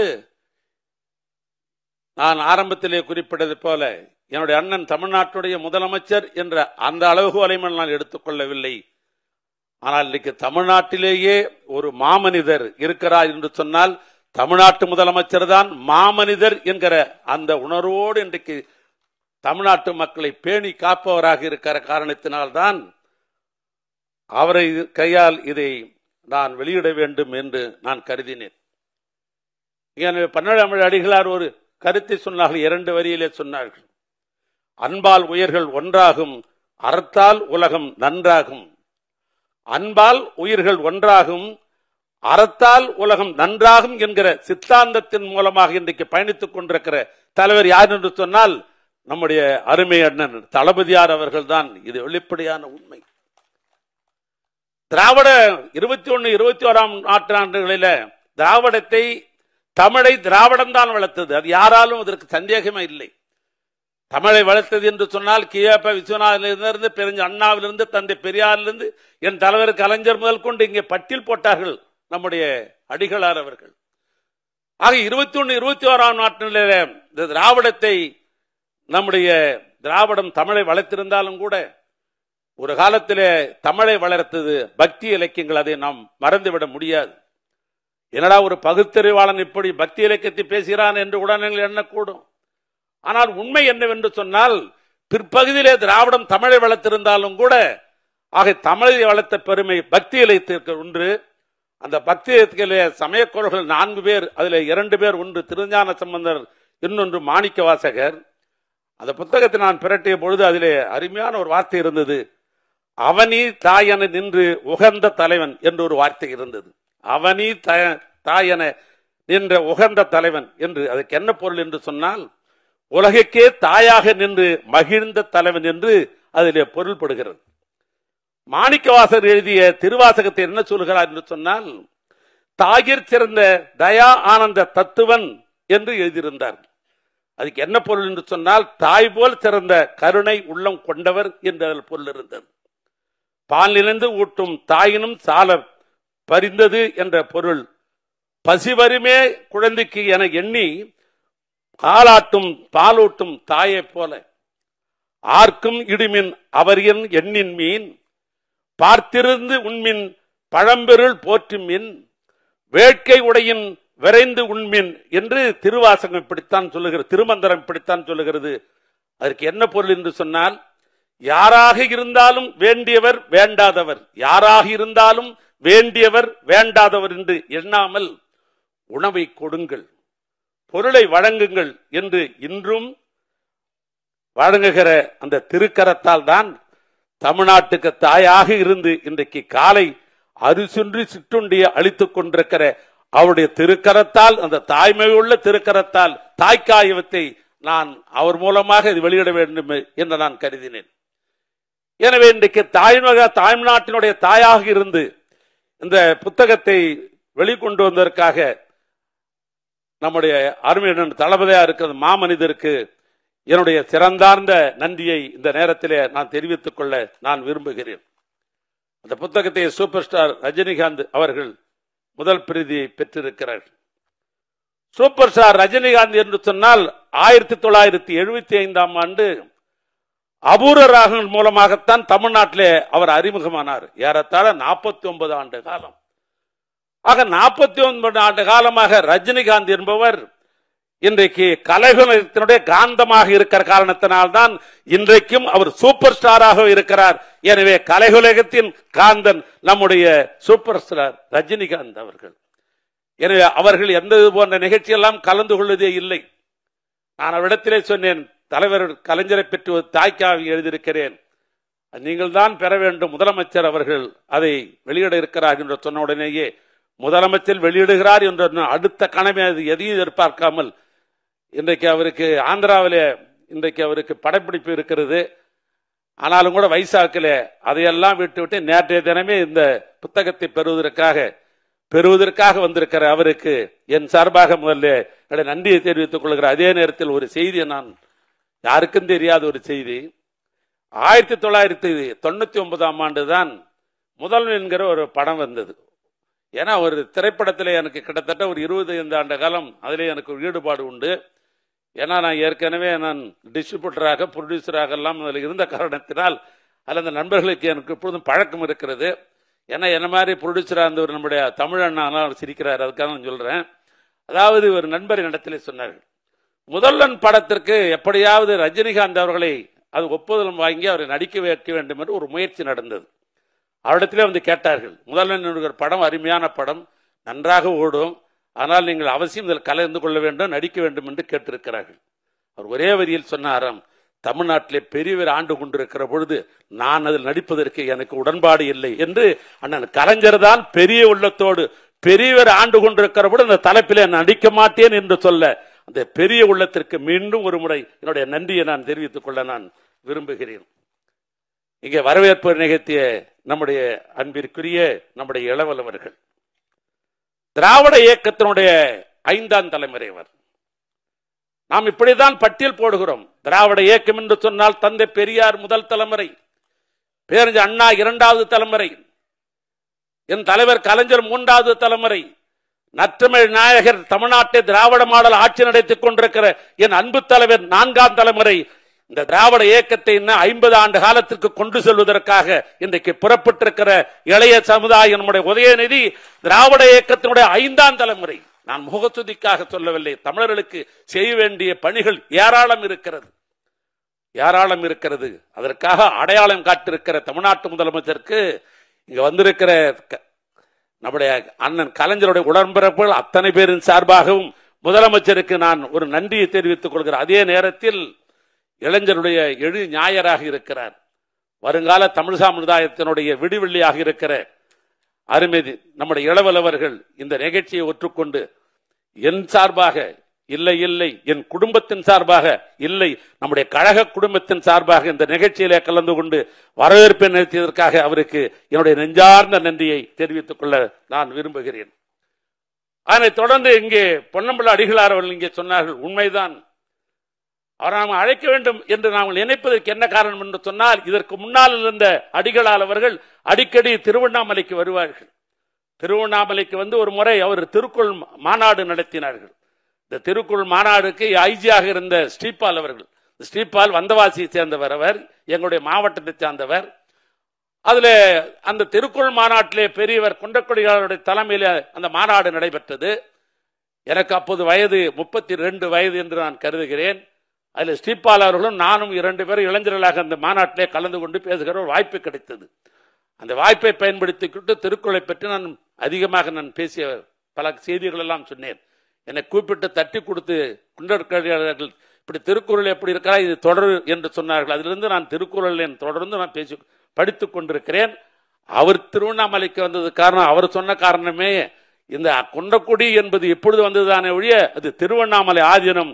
இந்த திருவண்ணாமலை ஆதீனத்தை விட என்ன சிறப்பு என்று சொன்னால், அந்த பெரியவர் காலத்திலும் சரி இவர் காலத்திலும் திராவிடத்தையும் ஆன்மீகத்தையும் ஒன்றை இரண்டாக பேசுகின்ற அடிகளாக இருக்கிற காரணத்தினால்தான் கழக நண்பர்கள் எப்பொழுதும் உங்களை போன்ற அடிகாரர்களை நாங்கள் விரும்புகிறோம், உங்களை போன்ற அடிகாரர்களை.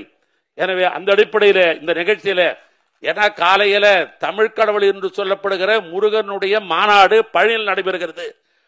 எனவே அந்த மாநாட்டில் ஆன்மீக மாநாட்டிலும் கலந்து விட்டு இங்கு அறிவுபூர்வமான ஆன்றோர் பெருமக்கள் இருக்கிற சான்றோர் பெருமக்கள் இருக்கிற இந்த மாநாட்டிலும் கலந்து உரையாற்றிய உங்களுக்கு என் சார்பாக எனது நன்றியை தெரிவித்துக் கொள்ள விரும்புகிறேன். அதே போன்று நம்முடைய பத்திரிகை உலகத்தினுடைய ஜாம்பவான் என்று சொல்லப்பட்டிருக்கிற நம்முடைய மதிப்பிற்குரிய திருமிகு இந்து ராம் அவர்கள், அவர் கல்லூரி காலத்திலேயே அவர் பொது உடைமை சித்தாந்தம் உள்ளவர். அவர் கல்லூரி காலத்திலேயே ஒரு பொது உடைமை சித்தாந்தம் உள்ள மாணவர் பருவத்தில் இருந்து, ஆனால் அவர் எப்படி என்று சொன்னால் சில நேரம் நம்மிடத்தில் கூட கேட்பார்கள் எங்களுடைய நண்பர்கள் எல்லாம், பெரியவர் இந்துராம் அவர்கள் கலைஞர் காலத்திலும் சரி இன்றைக்கு எங்களுடைய தலைவர் காலத்திலும் உரை நிகழ்த்துகிற பொழுது அவருடைய சாயல் எப்பொழுதும் திராவிட சாயல் இருக்கும். அவர் படிக்கிற பொழுது பொது உடைமை சித்தாந்தத்தில் தான் அடிப்படையில் தான் அவர் வளர்ந்திருக்கிறார். ஆனால் வளர்ந்த பின்பு இன்றைக்கு அவருடைய உரைகளை பார்க்கிற பொழுது திராவிட சித்தாந்தத்தினுடைய அமைத்துக் கொண்டு அவர் உரை நிகழ்த்தி நான் பார்க்கிறோம். ஆனால் அவரையும் அழைக்க வேண்டும் என்று அழைத்தோம். எனவே அவருக்கும் எனது நெஞ்சார்ந்த நன்றியை நான் தெரிவித்துக் கொள்ள நான் விரும்புகிறேன். அதோடு மட்டுமல்ல, முத்தமிழன் கலைஞர் அவருடைய வாழ்க்கை வரலாறு, அவருடைய செயல்பாடுகள், அவருடைய திறமைகள் இதையெல்லாம் ஒப்பிட்டு பார்க்கிற பொழுது வங்காள விரிகுடா போன்றது, வங்காள விரிகுடா போன்றது. அது வாரிக்கொள்ளலாம் என்றுதான் எனக்கு ரொம்ப ஆசை. ஆனால் எனக்கு கிடைத்ததோ ஒரு வாளி தண்ணீர் தான் கிடைத்தது எனக்கு. வங்காள விரிகுடா தலைவருடைய வாழ்க்கை வரலாறு என்பது வங்காள விரிகுடா, அது வாரிக்கொள்ள வேண்டும் என்றுதான் எனக்கு ஆசை. ஆனால் எனக்கு கிடைத்ததோ ஒரு வாளி தண்ணி தான். இந்த சாமானியனால் அதால் தான் முடிந்தது. அந்த வாளி தண்ணீர் தான் உங்களுக்கெல்லாம் பருகி இருக்கிறேன். நிறைவிருந்தால் போற்றுங்கள், குறைவிருந்தால் பொறுத்துக் கொள்ளுங்கள். கலைஞர் புகழ் என்றைக்கும் வாழ்க வாழ்க வாழ்க என்று சொல்லி நிறைவு செய்கிறேன். நன்றி, வணக்கம். நூலாசிரியர் அவர்களுக்கு மனமார்ந்த நன்றி. கலைஞரின் ஒரு முகம் அரசியல், இன்னொரு முகம் இலக்கியம், மற்றொரு முகம் திரை உலகம். இப்படி பன்முகம் கொண்ட முத்தமிழறிஞர் கலைஞரை தாயாக கொண்டாடும் இந்த இனிய நிகழ்வில் கருத்துரை வழங்க திரை உலகின் சூப்பர் ஸ்டார் திரு ரஜினிகாந்த் அவர்களை அன்புடன் அழைக்கிறோம்.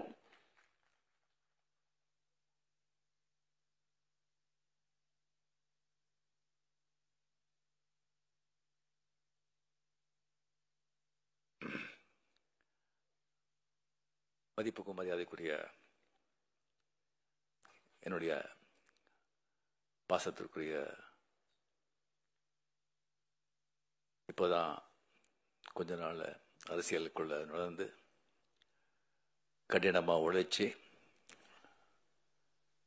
பேச்சில் தனக்குன்னு ஒரு பாணியை உருவாக்கி கொண்டு மக்கள் மத்தியில், தொண்டர்கள் மத்தியில் அருமையான பேரு புகழ் பெற்று தனக்கு ஒரு நல்ல அரசியல் நல்ல எதிர்காலம் இருக்கு அப்படிங்கிறது நிரூபித்துக் கொண்டிருக்கும் என் அன்பு தம்பி உதயநிதி ஸ்டாலின் அவர்களே, என்னுடைய அருமை நண்பர், ரொம்ப காலத்து அருமை நண்பர் இந்து ராம் அவர்களே, இந்து பற்றி உங்களுக்கு சொல்ல வேண்டிய அவசியம் இல்லை. ஒரு பாரம்பரியமிக்க ஒரு பத்திரிகை, 100 ஆண்டுகள் மேல ஆயிடுச்சுன்னு நினைக்கிறேன். இந்தியாவிலேயே வந்து அந்த ஹிந்து பற்றி தெரியாதவங்க யாருமே இருக்க மாட்டாங்க. ஸோ ஹிந்து பத்திரிகையில் வந்தால் அது வந்து சுப்ரீம் கோர்ட் ஜட்ஜ்மெண்ட் மாதிரி, அதில் வந்து அவ்வளோதான், வேற விஷயமே இருக்காது. அந்த ஒரு விஷயத்தை சொல்லும்போது அவர் எவ்வளோ ஆராய்ச்சி செய்து அது போடுறாங்க அப்படின்னு சொன்னால் அது வந்து எவ்வளவோ அதை பற்றி நம்ம பேச முடியும். அண்ட் ராம் அவர்கள் அந்த குடும்பத்தை சேர்ந்தவர், அந்த ஹிந்துவுக்கு வந்து எடிட்டராகவும் இருந்தவர். அவர் வந்து ரொம்ப துணிச்சல் மிக்க மனிதர். இப்போ ஏவா வேலு அவர்கள் சொன்ன மாதிரி அவருக்குன்னு ஒரு சித்தாந்தம் வச்சு அது வந்து அவருக்கு எதுன்னு சரிப்படுதோ அது யாருக்கும் பயப்படாம எப்பவுமே பேசுபவர், எழுதுபவர் ராம் அவர்கள். குண்டத்துறை அடிகளார் அவர்கள் இப்போதான் நான் முதல் தடவை அவரை வந்து நேரடியாக நான் பார்க்குறேன். ஒரு கிராஜுவேட், சரியா ஒரு 15 கல்வி நிறுவனங்களை வந்து மேல்பார்வையை பார்க்குறாரு. எங்கே வந்து ஒரு மழை வந்தாலோ, எங்கே வந்து ஒரு நிலசரி வந்தாலோ, மக்கள் கஷ்டப்படும் போது முதல்ல வந்து அங்கே போய் நின்றுட்டவங்களை வந்து சேவை செய்கிறாங்க. ஜனங்க சேவையா ஜனார்தன சேவை, அன்பே சிவம் அப்படின்னு சொல்லி மடத்துக்குள்ள மட்டும் இருக்காம வெளியே வந்து மக்களுக்கு வந்து அவர் பணியாற்றுகிறார். அதுக்கப்புறம் ஏவா வேலு, ஏவி விட்டால் தான் எல்லாரும் வேலை செய்கிறாங்க. நான் ஏவி விடாமலேயே ஒரு வேலை செய்கிறவங்க ஏவா வேலு அப்படின்னு சொல்லி ஒரு வாட்டி கலைஞர் அவர்கள் சொன்னார்கள். அவரை பற்றி நான் அப்புறம் நான் பேசுகிறேன். அதுக்கு ராஜசேகர் அவர்களே, மாண்புமிகு என்னுடைய அருமை நண்பர், மாண்புமிகு தமிழக முதலமைச்சர் மு.க. ஸ்டாலின் அவர்களே, இங்கே வருகை தந்திருக்கும் அமைச்சர் பெருமக்களே, சட்டமன்ற உறுப்பினர்களே, ஐஏஎஸ், ஐபிஎஸ் மற்றும் அறிவார்ந்த மக்களே, இங்கே வந்த பிறகு இப்போதான் ராம் கேட்டார் நீங்க பேசுறீங்களா அப்படின்னு. என்ன பண்றது, பேசித்தானே ஆகணும் அப்படின்னு சொல்லிடுறேன். இந்த மாதிரி அப்படின்னு சொன்னா நான் முதல்ல சொல்லியிருப்பேன், நான் பேசியிருக்க மாட்டேன், கொஞ்சம் விட்டுடுங்க அப்படின்னு. ஏன்னா நம்ம வந்து எப்போவோ ஒரு வாட்டி நம்ம பேசுறது, அந்த பழக்கம் இருக்கணும். பேசி பேசி எல்லா பேச்சாளர்கள் தான், அறிவாளர்கள் தான். ஸோ அந்த அறிவார்ந்தவர்கள் இருந்த சபையில வந்து நீ பேசாம இருக்கிறது தான் ரொம்ப அறிவாளித்தனம் அப்படின்னு சொல்லுவாங்க. இப்ப என்ன பண்றது, நான் பேசிதான் ஆகணும். ஸோ ஏதாவது கொஞ்சம் தப்பா இருந்தா தயவு செஞ்சு மன்னிச்சுங்க. ஸோ முதல்ல வந்து இந்த கலைஞருடைய 100ஆண்டு வெற்றி விழா, அவருடைய உடன்பிறப்புகள், முதலமைச்சர்கள், அவருக்கு இந்த ஆண்டு பூரா அந்த கொண்டாடின விதம் இருக்க, எத்தனை மாவட்டங்கள், எத்தனை விதமா. உலகத்திலேயே எந்த ஒரு அரசியல் தலைவருக்கும் இந்த மாதிரி யாருமே 100ஆண்டு கொண்டாட்டங்கள் கொண்டாட மாட்டாங்க, கொண்டாட போவதும் இல்லை. எந்த அளவுக்கு அவர் மேல ஒரு அன்பு, ஒரு பாசம் இருந்தா அது பேசுறவங்களுக்கும் சரி, கேட்கறவங்களுக்கும் சரி, கொஞ்சம் கூட சலிப்பு தட்டாம என்னமோ ராமாயணம், மகாபாரதம், கதை பிரவச்சனம் கேட்கிற மாதிரி ஒரு பக்தர்கள் தான் அந்த மாதிரி வந்து கேட்பாங்க. அதை வந்து முன்னிலை நடத்தி முதலமைச்சர்கள் அத்தனை வேலை இருந்தா கூட எத்தனையோ விழாக்கள் அவரே கலந்து கொண்டு தலைமை தாங்கி விழாக்கள் நடத்திருக்காங்க. ஸோ நாம எல்லாருமே வந்து வெளியே பார்க்குறோம். ஸோ வெளியே வந்து நல்லவங்க எல்லாம் வீட்லேயும் நல்லவங்களா இருக்கணும்னு சொல்ல முடியாது. வெளியவங்களுக்கு எவ்வளவு மரியாதை இருந்தால் கூட வீட்டில் கூட அதே மரியாதை இருக்குன்னு சொல்ல முடியாது. ஸோ அவர் கூடவே பிறந்ததில் இருந்து வளர்ந்து இருக்கும்போது 24 hours எந்தெந்த தருணத்தில், எந்தெந்த இதில் மு.க. ஸ்டாலின் அவர்கள் அவர் அப்பாவை பார்த்திருப்பாங்க. எவ்வளவு வேதனைகள், எவ்வளவு கஷ்டங்கள் என்ன இருந்து கூட பொது வாழ்க்கையில காட்ட முடியாது.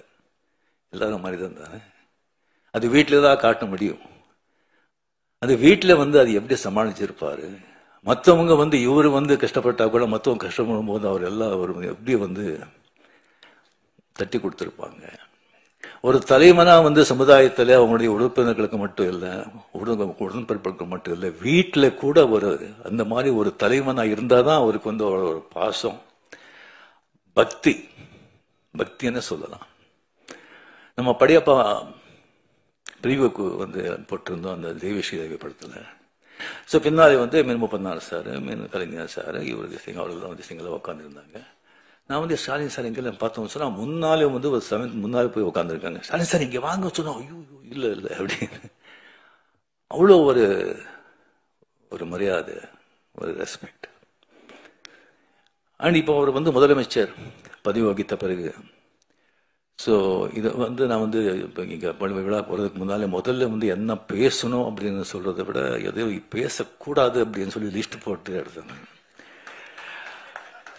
ஏவவேலு அவர்கள் முதலே சொன்னாங்க, இது வந்து அரசியலே கிடையாதுங்க, அரசியல் பற்ற சம்பந்தமே கிடையாது, நீங்க வந்து இது மாதிரி கூப்பிட்டுருக்கோம், நீங்க இது பண்ணணும் அப்படின்னு சொன்னாங்க. ஸோ கலைஞர் சார் அப்படின்னு சொல்லி வரும்போது கம்ப்ளீட் சினிமா, இலக்கியம், அரசியல், இந்த 3 தான். எனக்கு சினிமா பத்தி அவரை பத்தி தெரியும், அதை பத்தி நான் நிறைய பேசியிருக்கேன்.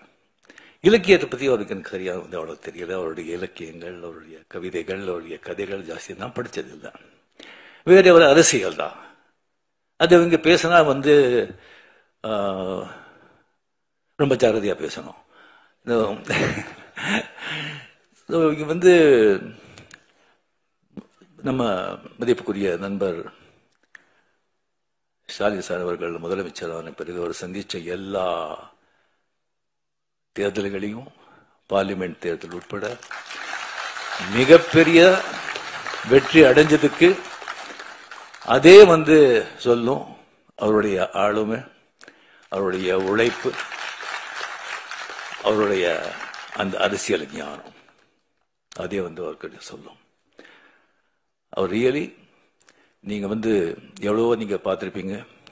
ஒரு ஸ்தாபன ஒரு கழக ஒரு பார்ட்டி ஸ்தாபனர் ஆகட்டும், அவர் தலைவர் ஆகட்டும், அவர் வந்து மறைஞ்ச பிறகு அதுக்கப்புறம் வர்ற ஒரு சந்தேகம் வந்து அது கட்டி காக்குறதுக்கு எவ்வளோ கஷ்டப்படுறாங்க, எத்தனை பேர் ஃபெயில் ஆயிருக்காங்க, எவ்வளோ திண்டாடிட்டு இருக்காங்கன்னு சொல்லி பக்கத்து மார்க்கள் நடக்கிறதெல்லாம் நீங்க எல்லாம் கேள்விப்பட்டிருப்பீங்க, பார்த்துட்டு இருப்பீங்க. அது எவ்வளோ சர்வ சாதாரணமா அவர் செஞ்சுட்டு போயிட்டு இருக்காரு. அதுக்கு மேல எனக்கு வந்து ரொம்ப ஆச்சரியமான விஷயம், நான் பிரமிப்பு போறது அப்படின்னு சொன்னா, எப்பவுமே வந்துட்டு இந்த ஸ்கூல் டீச்சர் வரும்போது ஸ்கூல் டீச்சருக்கு இந்த நியூ ஸ்டூடெண்ட்ஸுக்கு வந்து ப்ராப்ளமே கிடையாது, ஈஸியா வந்து சமாளிச்சிடுவாங்க. பழைய ஸ்டூடெண்ட்ஸ் இங்க இருக்க பாருங்க, அவங்கள சமாளிக்கிறது சாதாரண விஷயம் இல்லை. இங்க ஏகப்பட்ட பழைய ஸ்டூடெண்ட்ஸ், நான் அங்க பார்த்து சொல்றேன், ஏகப்பட்ட பழைய ஸ்டூடெண்ட்ஸ், அது சாதாரணமான பழைய ஸ்டூடெண்ட்ஸ் இல்ல,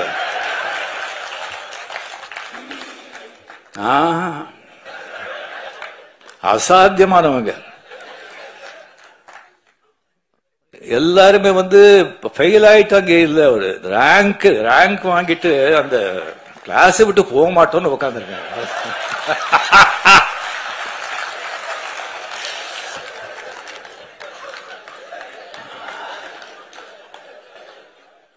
கலைஞரோட வந்து தம்பி சின்ன வயசுல இருந்து பார்த்து இதுக்கு இருக்கிறவங்க வந்து அவங்களெல்லாம் சமாளிக்கிறது சாதாரணங்க. ஒருத்தர் வேண்டாங்க, துரைமுருகன் சொல்லி ஒருத்தர் இருக்காரு, கலைஞர் கண்ணிலேயே மருளிட்டு ஆட்டினவர் அவரு. அவருக்கு ஏதாவது விஷயம் சொல்லி இப்படி போற இப்படி பண்றோன்னே எப்படி இருக்கு, எப்படி நல்லா இருக்கு அப்படின்னு சொன்னா, அப்படியா சந்தோஷம் அப்படின்னு சொன்னா, அது என்ன நல்லா இருக்குன்னு சொல்லி சந்தோஷம் சொல்றாங்களா, என்னடா இப்படி பண்றீங்கன்னு சந்தோஷம் சொல்றாங்களா, ஒன்னும் புரியாது. Stalin sir, hats off to you.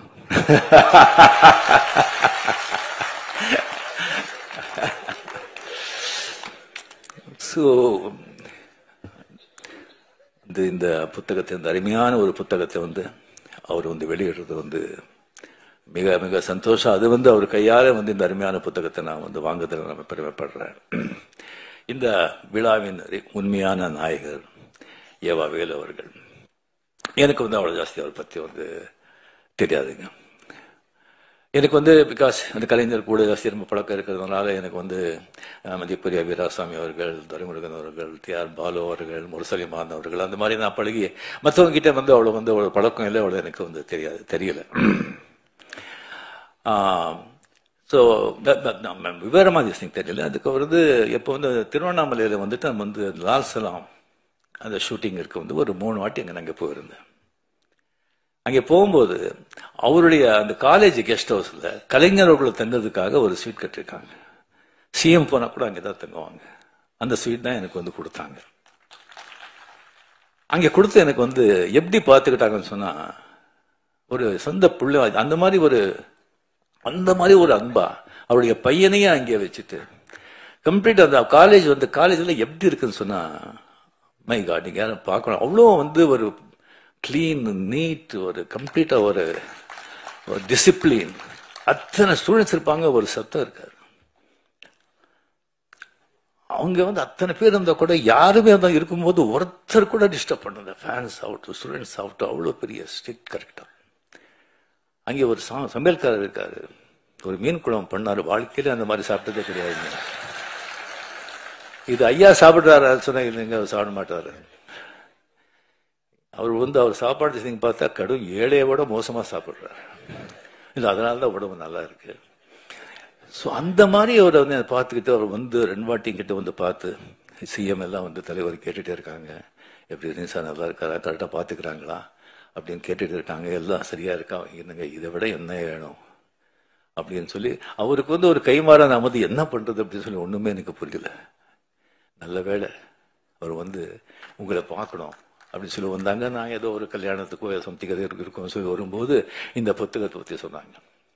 இல்லைன்னா டெஃபினெட்லி நான் வந்து கொஞ்சம் விழான்னு சொன்ன கொஞ்சம் நான் அவாய்ட் பண்ணுவேன். இது மாதிரி சொன்னாங்க. இந்த புத்தகத்தை வந்து நான் வந்து எழுதியிருக்கேன். அது ரொம்ப நாளாச்சு அது எழுதி. நான் கலைஞர்கிட்ட கேட்டேன், இந்த மாதிரி ஒரு புத்தகம் எழுதிருக்கேன்னு சொல்லி. யாரு கேட்டு யாரும் எழுதுற புக்கும் அதுக்கு வேறு வேலையே கிடையாதா அப்படின்னு சொன்னாங்க. இல்லை, எழுதிட்ட, நான் ஒரு 3 தலைப்பு இருக்கு, அந்த தலைப்பு நீங்க தான் வந்து செலக்ட் பண்ணி கொடுக்கணும் அப்படின்னு. அது கலைஞர் ஒரு அன்னை, அந்த கலைஞர் செலக்ட் பண்ண தலைப்பு கரெக்ட் தானே? அருமையான ஒரு தலைப்பு. இப்போ வந்து எல்லாரும் வந்துட்டு அந்த மார்க்ஸா கார்கே வந்து ஒரு எழுத்தின அந்த தாய் மதர் அந்த புத்தகத்தை பற்றி எழுதுனாங்க. அது ஒரு காவியம். அந்த மாதிரி ஒரு புத்தகத்தை வந்து யாரும் வந்து படிக்கிறவங்க வந்து படிச்சா வந்து வாழ்க்கையில மிகப்பெரிய நீங்க வந்து மிஸ் பண்றீங்க. தயவு செஞ்சு அந்த புத்தகத்தை ஒரு படிங்க. ஒரு ஆடளித்த வர்க்கத்துக்கும் ஒரு தொழில் வர்க்கத்துக்கும் நடக்கிற போராட்டம், புரட்சி. அந்த பாவேல் அப்படிங்கிற அந்த பையனை வந்து அந்த தாய் வந்து எப்படியெல்லாம் வந்து காப்பாத்துறா, எப்படியெல்லாம் அவனுடைய புரட்சி போராட்டத்துக்கு உதவி செய்யறா, எவ்வளவு சோதனைகளை சந்திக்கிறா அப்படிங்கறது நீங்க படிச்சா அந்த மாதிரி ஒரு காவியம். சோ அதுலதான் கலைஞர் வந்து சொல்லியிருக்காரு. அந்த புத்தகத்தை வந்து 3 வாட்டி படிக்கும்போது என்னுடைய தாயை நினைச்சு நான் வந்து கண்ணீர் விட்டேன் அப்படின்னு. சோ அவர் கூட வந்து படிப்பு சரியா போகாம போராட்டங்கள், சமூக நீதி, சமூக அப்படின்னு சொல்லிட்டு 13-14 வருஷத்துல இருக்கும்போது அவர் தாய் வந்து அவருக்கு எவ்வளவு வந்து உதவியா இருந்தாரு அப்படிங்கிறது அவர் வந்து அதுல வந்து அவர் சொல்லியிருக்காரு. ஸோ இது வந்து இவா வேலு அவர்கள் கம்ப்ளீட்லி அதை முதல்ல வந்து நம்ம நினைவு மட்டத்துக்கு வந்து ஸ்டாலின் சார் தான் இங்கே கூட்டிட்டு போறாங்க. அந்த உள்ள நான் போனது கிடையாது. அன்னைக்கு ஃபுல் மூண்டே வேற. எப்படி கட்டிருக்காங்கன்னு சொன்னா, அது ஏவா வேலு அவருடைய அவர் பார்வையில வச்சுதான் அது கட்டுக்காங்க சொன்னாங்க. சும்மா தாஜ்மஹால் மாதிரி. அதே மாதிரி கலைஞர் சார் பிறந்த அந்த ஊர்லயே வந்து ஒரு கலைஞர் கோட்டம் சொல்லி அந்த மாதிரி கட்டிருக்காங்கன்னு சொல்லியிருக்காங்க. அதுவும் நான் வந்து நான் பார்க்குறேன். எந்த வேலை கொடுத்தாலும் அது வந்து கச்சிதமா செய்யற ஒரு ஏவா வேலு. இந்த புத்தகத்தை வந்து இந்த புத்தகத்தை முதல்ல நான் பார்த்த உடனே வந்து மிக மிக மிக அருமை. உள்ள இருக்கிற பிக்சர்ஸுங்க ஆகட்டும், அந்த பேஜ் ஆகட்டும், புத்தகத்தோட அந்த வடிவாகட்டும். அட் த சேம் டைம் இப்போ வந்து அந்த ஸ்ரீராம் சொன்ன மாதிரி, அடிகால் சொன்ன மாதிரி அது வந்து அது குரல், அந்த கலைஞர்களுக்கும் அந்த குரல், திருக்குறள் எவ்வளவு பிடிக்கும் அப்படிங்கிறது எல்லாருக்குமே தெரிஞ்சது. அந்த குரலை ஒன்னொன்னு எழுதி அதுக்கப்புறம் கலைஞருடைய அதனுடைய விளக்கத்தை கொடுத்து அந்த குரல் மாதிரி கலைஞர் எப்படி வாழ்ந்தார் அப்படிங்கிறது ஒரு அத்தியாயமா பண்ணியிருக்காங்க. அதனால்தான் ஒரு காவியம் ஆயிருக்கு, அருமையான ஒரு காவியம். ஸோ அது முன்னுரை கூட இங்க அடிகள் அவர் சொன்ன மாதிரி சிஎம் அவர்கள் மிக அருமையாக எழுதியிருக்கார். அந்த முன்னுரை அருமையான புத்தகம். பட் என்னன்னா விலை தான் ஜாஸ்தி, 1000 ரூபாய். பட் அந்த குவாலிட்டிக்கு டிஃப்ரெண்டா அது தேவை. பட் எல்லாரும் அது படிக்கணும். நெக்ஸ்ட் பண்றது எல்லாம் கொஞ்சம் கம்மி விலை பண்ணா எல்லாரும் நிச்சயமா அது படிக்கணும்னு சொல்லிட்டு நான் நான் இது பண்ணிக்கிறேன். ஸோ இந்த காவிய நாயகன் என்னுடைய அருமை நண்பர் அமரர். கலைஞர்களை பத்தி நான் என்னத்தனை பேசுறது, படங்கள் அவர் பண்ண படங்களை பத்தி நான் பேசிட்டேன். அதுக்கப்புறம் அவருடைய நான் சொல்ல இலக்கியத்தை பத்தி அவ்வளவு ஜாஸ்தி எனக்கு தெரியாது. அண்ட் அரசியல் வாழ்க்கை பத்தி எல்லாருக்குமே உங்களுக்கு தெரியும். அவர் அரசியல் வாழ்க்கை இப்போ ராஜ்நாத் சிங்கை அவர் பத்தி ½ அவர் பேசிருக்காங்கன்னு சொன்னா அது ராஜ்நாத் சிங் மட்டும் பேசிருக்க மாட்டாங்க, மேல இருந்து ஒரு உத்தரவு இருக்கும். ஸோ அவர் எல்லாராலையும் அந்த மாதிரி ஒரு பாராட்டி மகிழ்ற ஒரு மனிதர். அபூர்வங்க, ரொம்ப அபூர்வம். எல்லாரும் நம்ம பிறக்கிறோம் 90% 95% பிறந்து இந்த குலம், இந்த ஜாதி, இந்த மதம், இந்த பேரு, பொண்டாட்டி, புள்ளை, ஒரு 10-25 உறவினர்கள், ஒரு ஆபீஸ்ல வேலை செஞ்ச ஒரு 10-20 பேர், மொத்தமே ஒரு 50 பேர். அதுக்குள்ள வாழ்க்கை முடிச்சிடும். அந்த 50 பேரை சந்தோஷப்படுத்தி 50 பேர் முன்னாலே நல்லா வாழணும், சந்தோஷமா வாழணும் அப்படின்னு சொல்லி அதே போராடி செத்து போறோம். பட் சில பேர் தான் சமூகத்துக்கு, ஒரு இனத்துக்கு, சமூக நன்மைக்காக போராடணும், பாடுபடணும் அப்படிங்கிறது ஒரு சில பேர் தான். அது கலைஞர். அதில் ரொம்ப முக்கியமானவர், ரொம்ப முக்கியமானவர். அவர் சந்திச்ச சோதனைகள், விமர்சனங்கள் வேற யாராவது இருந்தா காணாம போயிருப்பாங்க. விமர்சனங்கள் வேணும், தேவை.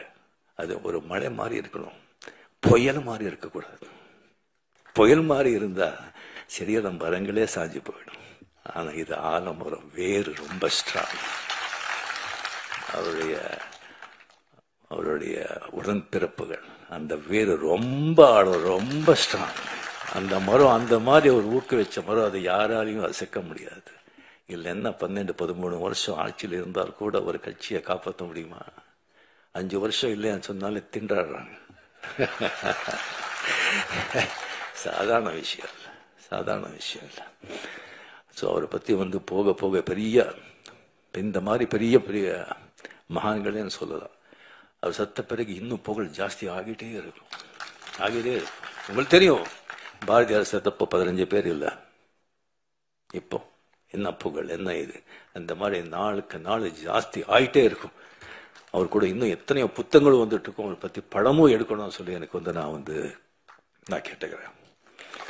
ஸோ அவருடைய மிகப்பெரிய அதிசயம் எந்த விமர்சனம் வந்தா கூட ஒரு பெரிய ஒரு பழைய ஒரு பத்திரிகை நண்பர் அவர் கலைஞர் நிறைய இன்டர்வியூ பண்ணியிருக்காங்க. அவர் என்கிட்ட ஒரு வாட்டி சொன்னார், விமர்சனம் கேட்டு விமர்சனங்கள் எப்படி அவர் எடுத்துக்கிறாங்கன்னு சொன்னா, அந்த விமர்சனம் அந்த விமர்சனம் யார் எழுதுனது அப்படின்னு சொல்லி பார்ப்பாங்க. அவனுடைய தராதரம் பார்ப்பாங்க, அவனுடைய பேக்ரவுண்ட் பார்ப்பாங்க, அவன் யாராவது ஏவி விட்டு எழுதுறானான்னு பார்ப்பாங்க, இல்லை பணம் கொடுத்து வருறான்னு பார்ப்பாங்க, அவனுடைய ஞானம் என்னன்னு பார்ப்பாங்க. அதை பார்த்துட்டு அது அப்படின்னு சொன்னா நெக்ஸ்ட் அதை பார்க்கவே மாட்டாங்க. அதை பத்தி அவன் எழுதுறான் பார்க்கவே மாட்டாங்க. நல்லா அறிவாந்து கரெக்டா திஸ் திங் கிரிட்டிசைஸ் பண்ணி கரெக்டா திங்கிங் பண்ணா அதை தவறாம அதை படிப்பாங்க. படிச்சுட்டு ஏதாவது தப்பு இருந்தா அவர்கிட்ட கேட்பாங்க, நான் இதனால தான் இதை பண்ணேன், இதனால தான் இதை செஞ்சேன் அப்படின்னு சொல்லி அவர் கேட்பாங்க. அது ஒரு மிகப்பெரிய ஒரு குணம். இப்போ விமர்சனம் செய்யறாங்க, விமர்சனம் செய்யணும், செய்யுங்க. பட் மனசு யாரையும் நோகடிக்காதீங்க. ஸோ இதுக்கப்புறம் அவர் பிரஸ்ஸை சந்திக்கிறது. இப்ப யார் பிரஸ்ஸை சந்திக்கிறாங்க? யாரும் சந்திக்க மாட்டாங்க. அவ்வளவு கஷ்டம், அவ்வளவு ஈஸி இல்லை. பட் ப்ரெஸ்ஸை வந்து பார்த்தா சந்திக்கிறதுக்கு வந்து கலைஞர்களுக்கு வந்து ஒரு யானை கரும்பு மாதிரி ப்ரெஸ்ஸுக்கு பார்த்தாலே போதும், அவர் தெரியாமலே ஒரு சிரிப்பு வரும் அவர் கையில். ஈவன் அந்த பத்திரிகையாளர்கள் கூட அது எதிர்கட்சி வந்து அவரோட ஆளு இருக்கலாம், அவனுக்கு கூட எல்லாம் பதில் கேட்கும்போது அவ்வளவு சந்தோஷமா அதை வந்து அவ்வளோ வந்து ஸ்பான்டேனியஸா, அவ்வளோ ஞானமா, அவ்வளோ வந்து தெளிவா, நக்கலா, எங்க எந்த சொல்லணும் சொல்லிட்டு அப்படி சும்மா சொல்லிட்டு அப்படி போயிட்டே இருப்பாங்க. அதெல்லாம் வந்து யாருக்கும் அது சொல்ல சாதாரணமாக ஒரு விஷயம் இல்லை. அண்ட் பேச்சாளர், எத்தனையோ பேச்சாளர் இருக்காங்க, ஒவ்வொருத்தருக்கும் ஒரு பாணி இருக்கும். சில பேச்சு எல்லாம் பொதுவாக வந்து இங்கே பேச்சாளர் நல்ல பேச்சாளர் அப்படின்னு சொன்னா அங்கங்க கேப் கொடுப்பாங்க, சில இடத்துல அழுத்துவாங்க, சில இடத்துல ரோஷமா பேசுவாங்க, சில இடத்துல சோகமா பேசுவாங்க, சில இடத்துல கர்ஜிப்பாங்க. ஆனா கலைஞருடைய பேச்சு பார்த்தீங்கன்னா சும்மா வீணை மாதிரி ஒரே சுரத்தில் இருக்கும், ஒரே சுரத்தில் இருக்கும். அங்கே கேட்கிறவங்க கிட்ட இருந்துல துள்ளல், சிரிப்பு, கோபம், சோகம் அப்படி வரும். அது பேச்சுடைய அவருடைய திறமை. ஸோ இது அவர்கிட்ட வந்து நடந்தது. அவர் வந்து எப்பவுமே ஒரு சந்தோஷமா பார்க்கும்போது, வாங்க எப்படி இருக்கீங்க, நல்லா இருக்கீங்களா, ஷூட்டிங் எது அப்படின்னு விசாரிப்பாங்க. முதல்ல ஷூட்டிங் எது விசாரிப்பாங்க, ஏன்னா அதுதான் என் தாய் வீடு. ஸோ விசாரிப்பாங்க. சந்தோஷம் எப்பவுமே. 2 தடவை அவர் வந்து சோர்ந்து போய் ரொம்ப சோகமா வாங்க அப்படின்னு சொன்னது. ஒன்று, முரசொலி மாறன் அவர்கள் அப்போலோ ஹாஸ்பிட்டலில் அட்மிட்டா இருக்கும்போது அங்கே வந்து அந்த ரூம்ல வந்து உட்காருக்கும்போது ரொம்ப சோகமா இருந்தார். 2வது தடவை வந்து செக்ரட்டரியேட்ல வீரப்பன் ராஜ்குமார் எடுத்துட்டு போகும்போது அப்போ வந்து வாங்க, ரொம்ப சோகமா இருந்தார். இப்படி பண்ணிட்டாங்க, என்ன பண்றது அப்படின்னு சொல்லி அந்த 2 டயத்துல தான் அவர் தான் பார்த்தது. மிச்ச டயத்துல வந்து அவர் சிஎம் இருந்தாலும் ஒண்ணுதான், சிஎம் இல்லைன்னாலும் ஒண்ணுதான். அவரு சிஎம் எப்படி தெரியும் சொன்னா, வீட்டுக்கு முன்னாலே வந்து நிறைய போலீஸ் பாதுகாப்பு இருக்கும். ஆஹா இப்போ சிஎம் இல்லைன்னா எந்த வித்தியாசமும் தெரியாது. சிவாஜி படம் நீங்க எல்லாரும் பார்த்திருப்பீங்க. மொத்தம் வந்து அரசியல்வாதிகளை சாடி, அரசியல்வாதிகளை விமர்சனம் பண்ணி, அரசாங்கத்தை விமர்சனம் பண்ணி, லஞ்சத்தை பத்தி சொல்லி அது எடுத்த படம். அது அந்த கதை தெரிஞ்சிருந்தும் சிஎம் அவர்கள் வந்து அந்த படத்தை பார்த்தாங்க. படத்தை பார்த்த பிறகு வைரமுத்து சார், வைரமுத்து அவர் கூட படத்தை பார்த்தாரு. பார்த்த பிறகு வைரமுத்து அவர்கள் சொன்னாங்க, சார் உங்களுக்கு ரொம்ப தைரியம், இந்த மாதிரி படம் எடுத்து சிஎம் பக்கத்திலேயே உட்காந்து பார்க்குறீங்களே அப்படின்னு. படத்தை பார்த்து சிஎம் கலைஞர் அவர்கள் சொன்னாங்க, அப்படியே பார்த்து நமக்கு இதெல்லாம் ஒழிக்கணும், நல்லது பண்ணணும்னு ஆசை அப்படின்னு சொல்லி பெரும் மூச்சுட்டார். அந்த மூச்சில் பல 1000 விஷயங்கள் இருந்தது. அதுக்கப்புறம் வைரமுத்தவர்கள் சொன்னேன், நான் பார்த்தது முக்கியம் இல்லைங்க, இந்த மாதிரி படத்துக்கு வந்து வெற்றி விழாவுக்கு நான் கலந்துக்கிறேன்னு சொல்லியிருக்காங்க. அது தைரியம், அது தைரியம். அங்கே வந்து அத்த வெற்றி விழாவில் கலந்து கொண்டு எல்லாரையும் புகழ்ந்து எல்லாருக்கும் கேடியை கொடுத்து அவ்வளோ சந்தோஷப்பட்டாங்க. அவர் வந்து எனக்கு உடம்பு சரியில்லை, அப்போ ஹாஸ்பிட்டலில் திஸ்திங்க இருந்தேன். எந்திரிச்ச உடனே கொஞ்சம் மூச்சு திறன் ஹாஸ்பிட்டலில் இருக்கும்போது மார்னிங் நான் பார்க்குறேன், மஞ்சள் தெளி போட்டு அந்த வண்டியில் வந்து அப்படியே நிற்கிறாங்க முன்னால. எனக்கு ஒன்றும் தெரியல. கொஞ்சம் அப்படியே கிட்ட வந்தாங்க. கிட்ட வந்து என் கை பிடிச்சிட்டு கண்ணில் தண்ணி வெளியே வருதுங்க. நான் என்ன பண்ணேன், அவங்களுக்கு எவ்வளோ ஒரு அன்பு பாசம். கொஞ்ச நாள் பழகினவர்களுக்கு எது சொன்னா, நீங்களாம் கூடவே இருக்கும் போதெல்லாம் அவங்களுக்கு எப்படி இருக்கணும், உயிரே கொடுத்துடலாம் இல்லை. அவளை கண்ணில் தண்ணி வச்சுட்டு கையில் அப்படியே தடவினாரு. அந்த கை வந்து இந்த பூவை விட அவ்வளோ சாஃப்டா இருக்குங்க, அவ்வளோ சாஃப்ட். என் வாழ்க்கையிலேயே வந்து அவர் விட்டு அந்த கண்ணீர், அந்த ஸ்பர்ஷம் என்னால் மறக்கவே முடியாது. இந்த மாதிரி ஒரு பெரிய ஒரு மகான் அவரை பற்றி பேசிட்டே போகணும். ஸோ அந்த ஒரு அருமையான ஒரு புத்தகத்தை வந்து எனக்கு வந்து அதை வெளியிட்டு அது எனக்கு வாங்குற அந்த வாய்ப்பு எனக்கு கொடுத்ததுக்கு ஏவா வேலு அவர்களுக்கு மனமார்ந்த நன்றி, சிஎம் அவர்களுக்கு மனமார்ந்த நன்றியை தெரிவித்துக் கொண்டு என் பேச்சை முடிச்சுக்கிறேன். ஏதாவது தவறாக இருந்தால் தயவு செஞ்சு மன்னிச்சிடுங்க.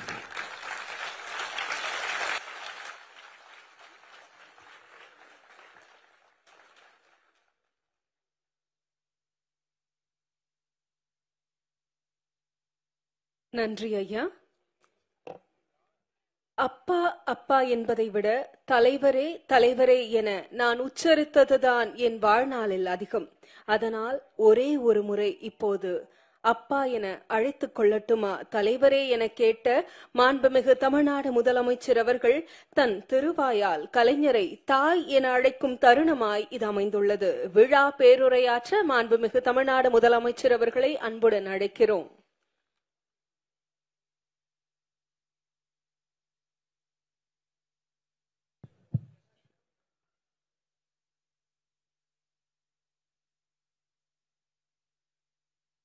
கலைஞர் எனும் தாய் நூல் வெளியீட்டு விழா நிகழ்ச்சியில பங்கேற்று சிறப்பித்துக் கொண்டிருக்கக்கூடிய கழகத்தினுடைய பொதுச் செயலாளர் மாண்புமிகு நீர்வளத்துறை அமைச்சர் அண்ணன் துரைமுருகன் உள்ளிட்ட அமைச்சர் பெருமக்களே, கழக பொருளாளர் TR பாலு MP அவர்களே, மிக சிறப்பாக இது நூல் வெளியீட்டு விழா மட்டுமா நடத்தி கொண்டிருக்காமல் நம்மை ஆளாக்கிய நம்முடைய முத்தமிழறிஞர் தலைவர் கலைஞருடைய 100ஆண்டு விழாவையும் இணைத்து அவர் எந்த விழாவிலையும் கலந்து கொள்ளவில்லை என்ற ஏக்கம் எனக்கு இருந்தது. ஆனால் அந்த ஏக்கம் இன்றைக்கு போயிருக்கிறது. அந்த அளவிற்கு சிறப்பாக உரையாற்றி அமர்ந்திருக்கக்கூடிய என்னுடைய பாசத்திற்குரிய சூப்பர் ஸ்டார் திரு ரஜினிகாந்த் அவர்களே, வரவேற்புரை நல்கிய தம்பி உதயநிதி அவர்களே, இந்த நூலினுடைய ஆசிரியர் திரு ஏவா பேல் அவர்களே, வாழ்த்துறை வழங்கி இருக்கக்கூடிய தவ திரு குன்றக்குடி பொன்னம்பல அடிகளார் அவர்களே, இந்து குழுமத்தினுடைய தலைவர் என்னுடைய மதிப்பிற்குரிய இந்து ராம் அவர்களே, பல்வேறு தோழமை கட்சிகளை சார்ந்திருக்கக்கூடிய தலைவர்களே, நாடாளுமன்ற சட்டமன்ற உறுப்பினர்களே, அரசு உயர் அலுவலர்களே, சீதை பதிப்பகத்தின் திரு கௌரா ராஜசேகர் அவர்களே, வருகை தந்திருக்கக்கூடிய பெரியோர்களே, தாய்மார்களே, உள்ளாட்சி அமைப்புகளுடைய பிரதிநிதிகளே, பல்வேறு மாவட்டங்களிலிருந்து வருகை தந்திருக்கக்கூடிய கழக நிர்வாகிகளே, பத்திரிகை மற்றும் ஊடகத்துறையை சார்ந்திருக்கக்கூடிய சகோதரர்களே,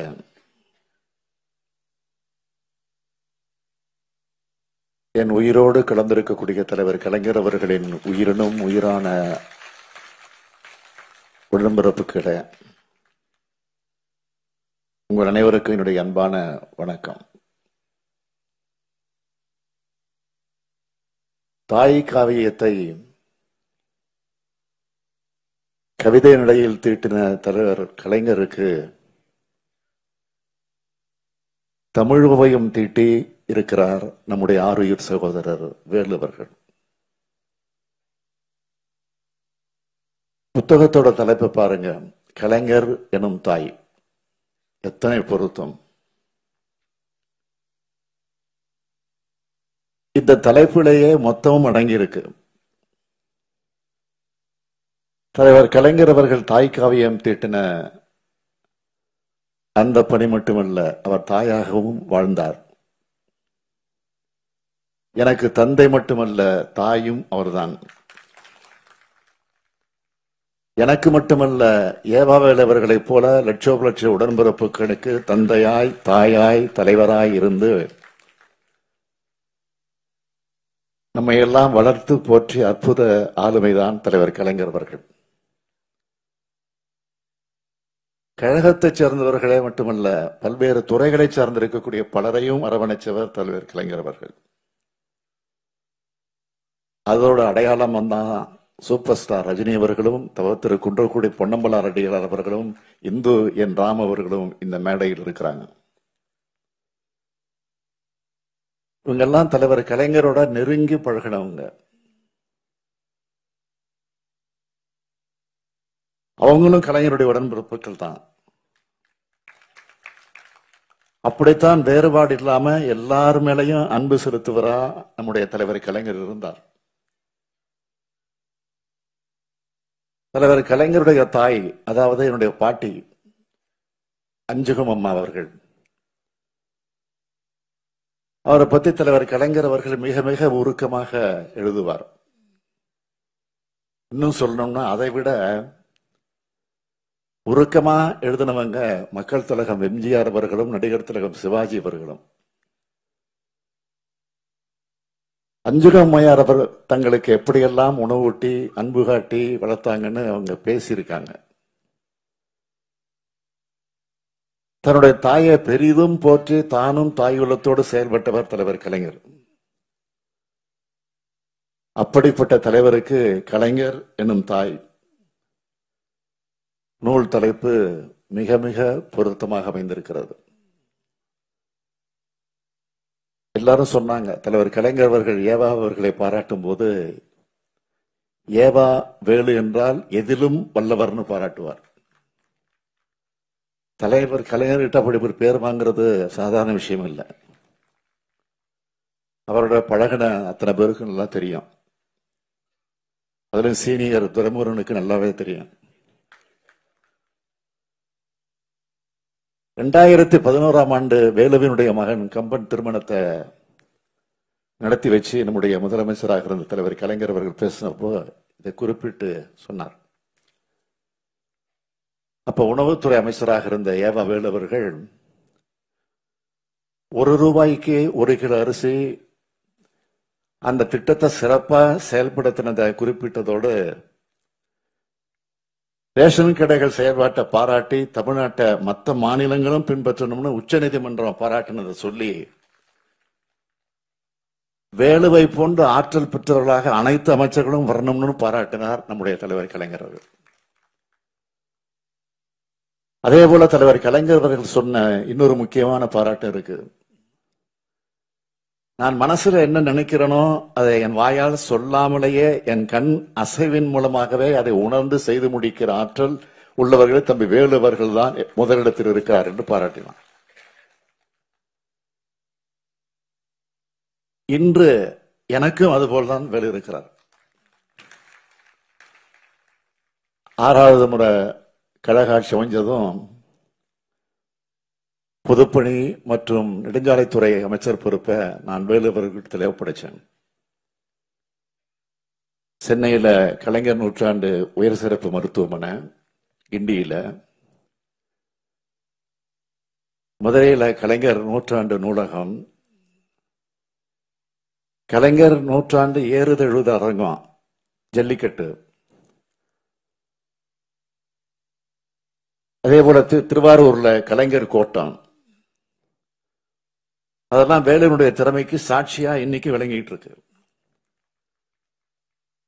ஏன் அண்ணா அறிவாலயத்துல அரசு அலுவலகத்தில் அமைக்கப்பட்ட கலைஞர் சிலை அமைச்சவர் அவர் தான். இவை எல்லாத்துக்கும் தலையாய சாதனை தான் கடற்கரையில் அமைந்திருக்கக்கூடிய கலைஞர் அலுவலகம். அதைத்தான் நம்முடைய சூப்பர் ஸ்டார் குறிப்பிட்டார்.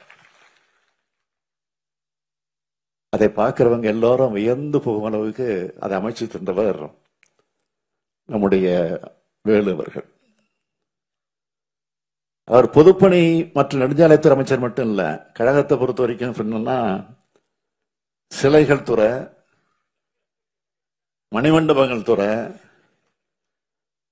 விழாக்களை ஒருங்கிணைக்கிற துறை, சிறப்பு மலர் தயாரிக்கிற துறை, புத்தகங்கள் அச்சிடுகிற துறை, நினைவு பரிசுகள் வழங்கக்கூடிய துறைன்னு எத்தனையோ துறைகள் வேலு வருடத்தில் தான் இப்ப இருக்கு. அது மட்டும் இல்ல, அவர் திரைப்படம் எடுத்திருக்கிறார், நடிச்சிருக்கிறாரு, கூத்து கட்டுவாரு, சினிமாவிலையும் நாடகத்திலையும் நடிச்சிருக்கிறாரு. எத்தனை வேலைகள் கொடுத்தாலும் அவை அத்தனையும் சிறப்பா செய்து காட்டும் வல்லமை வேலுவுக்கு உண்டு. எல்லாரும் சொன்ன மாதிரி எதிலும் வல்லவரான வேலவர்கள் எழுத்திலும் வல்லவர்னு இன்றைக்கு நிரூபிச்சு காட்டியிருக்கிறார் இந்த புத்தகத்தின் மூலமாக. தமிழ் இலக்கியத்துல ஆர்வம் கொண்ட வேலுவர்கள் திருக்குறளையும் கலைஞரையும் இணைத்தும் பிணைத்தும் இந்த நூலை எழுதியிருக்கிறார். திருக்குறள் பாதையில கலைஞர் எப்படி நடந்து காட்டினார்னு பொருத்தமான குறள்களை தேர்ந்தெடுத்து இணைச்சு எழுதியிருக்கிறார். இந்த புத்தகத்தில் இருக்கிற ஒவ்வொரு கட்டுரைகளோட தலைப்புகளுமே தனியா ஒரு புக் டைட்டில் மாதிரி இருக்கு. குவளையில் பூத்த குறிஞ்சி மலர், கருணையும் நிதியும் கலைஞரான கதை, 5ஆம் தமிழ்ச்சங்கம், அண்ணன் கலைஞர், காலத்தை வென்ற காவிய திருமகன், தமிழின் தலைவாயில் தமிழரின் கலைக்கோயில், இப்படி அழகான தலைப்புகளை எழுதியிருக்கிறார். கலைஞர் எழுதுனா தமிழ் கொட்டும் என்பது எவ்வளவு உண்மையோ அதுபோல கலைஞரை பற்றி எழுதினாலும் தமிழ் கொட்டும் என்பதற்கு கலைஞரினும் தாய் நூலும் ஒரு எடுத்துக்காட்டு. மிசா காட்சிகளை விவரிக்கும் போது நானும் இந்த புத்தகத்தில் வரேன். நான் தாக்கப்பட்ட காட்சிகளும் இந்த புத்தகத்துல சொல்லுது. அந்த காலகட்டத்தில் தலைவர் கலைஞர் எப்படி செயல்பட்டாருன்னு வேலுனுடைய சொற்களால் படிக்கும் போது நான் உணர்ச்சி வசப்பட்டேன். எனக்கு ஒரு நிகழ்வு நினைவுக்கு வருது. மிசாவில் கைது செய்யப்பட்ட கழக உடன்பிறப்புகளை அவங்க குடும்பங்கள் பார்க்க அனுமதிக்கணும்னு தலைவர் கலைஞர் சிறைத்துறை கிட்ட போய் வாதாடுறாரு. ஆனா அவங்க என்ன மட்டும் உங்க மகனை மட்டும் இங்க சந்திக்க அனுமதி தரும் அப்படின்னு சொன்னாங்க. ஆனால் அந்த சமயத்திலும் மற்ற தோழர்கள், கழக தோழர்கள் அவங்க குடும்பங்களை சந்திக்க அனுமதிச்ச பிறகுதான் என்னுடைய மகனை நான் சந்திப்பேன்னு தலைவர் கலைஞர் சொன்னார். கடைசியா தான் நான் சந்திச்சார். அப்படிப்பட்ட தலைவர் கலைஞர் அவர்களை நினைச்சாலே நம்முடைய உள்ளத்துல ஒலிக்கிற குரல், என் உயிரினும் மேலான அன்பு உடன்பிறப்புகளே. அது ஏதோ வார்த்தை அலங்காரம் இல்ல, உயிரினும் மேலானவர்களாக உடன்பிறப்புகளை மதிச்சார் கலைஞர். இந்த புத்தகத்துல நான் மட்டுமல்ல, தம்பி உதயநிதியும் இருக்கிறார். 1977ஆம் ஆண்டு சென்னை மத்திய சிறையிலிருந்து தலைவர் கலைஞர் எனக்கு எழுதின கடிதம். இந்த கடிதத்தில் எழுதுகிறார், 1953ஆம் ஆண்டு நான் திருச்சி சிறையில் இருந்தப்போ நீ கை குழந்தை, உங்க அம்மா தூக்கிட்டு வந்து சிறையில காமிச்சாங்க. இப்பவும் நான் சிறையில் இருக்கிறேன். உனக்கு ஒரு மகன் பிறந்திருக்கிறான், அந்த பேரனும் என்னை பார்க்க சிறைக்கு வருவான். இந்த அனுபவங்கள் எல்லாம் எவ்வளவு இனிமையானவை பார்த்தாயா? இந்த குடும்பத்தில் மட்டுமல்ல, நமது ஏக்கமாம் இந்த பெரிய குடும்பத்தில் எத்தனையோ உடன்பிறப்புகளுக்கு இப்படிப்பட்ட சிறை அனுபவங்கள் வாய்க்கும்னு எனக்கு எழுதினார். இது மாதிரி பல செய்திகள் இந்த புத்தகத்தில் இடம்பெற்றிருக்கு.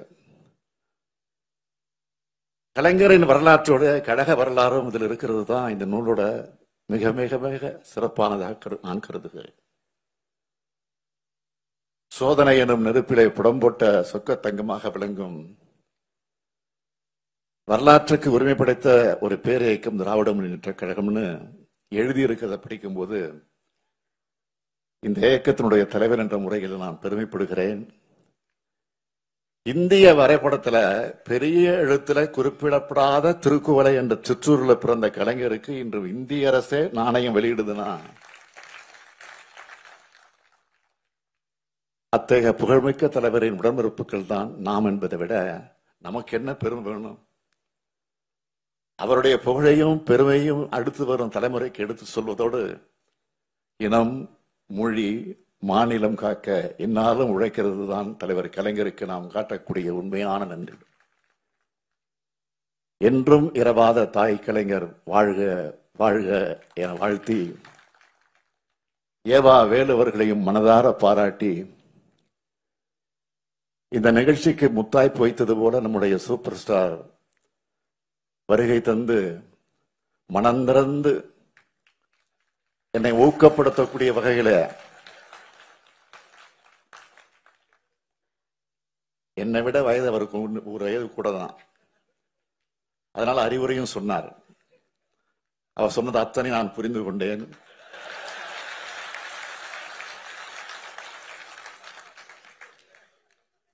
பயப்பட வேண்டாம், எதிலும் நான் தவறிவிட மாட்டேன், எல்லாத்திலையும் உஷாராக இருப்பேன் என்ற அந்த உறுதியை அவருக்கும் தெரிவித்து, அவருக்கு என்னுடைய வணக்கத்தை தெரிவித்து, இந்த நிகழ்ச்சியை சிறப்பாக அமைத்து எல்லாம் பெருமைப்படுத்தி இருக்கக்கூடிய ஏவா வேலு அவர்களுக்கு மீண்டும் ஒரு முறை நன்றி நன்றி நன்றி நன்றி என்று கூறி விடைபெறுகிறேன். வணக்கம். விழா பேருரையாற்றிய மாண்புமிகு தமிழ்நாடு முதலமைச்சர் அவர்களுக்கு மனமார்ந்த நன்றி.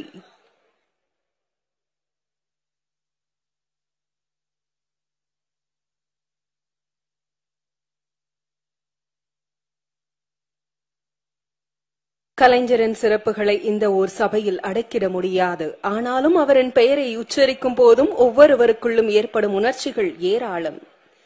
தனக்கு முன்பும் பின்பும் யாரும் எட்ட முடியாத சாதனைகளை புரிந்துவிட்டு அமைதியாக இன்று ஓய்வெடுத்துக் கொண்டிருக்கும் பேரறிஞர் அண்ணாவின் தம்பி முத்தமிழறிஞர் கலைஞருக்கு கலைஞர் எனும் தாய் நூல் தமிழ் அஞ்சலியாக அமைந்துள்ளது.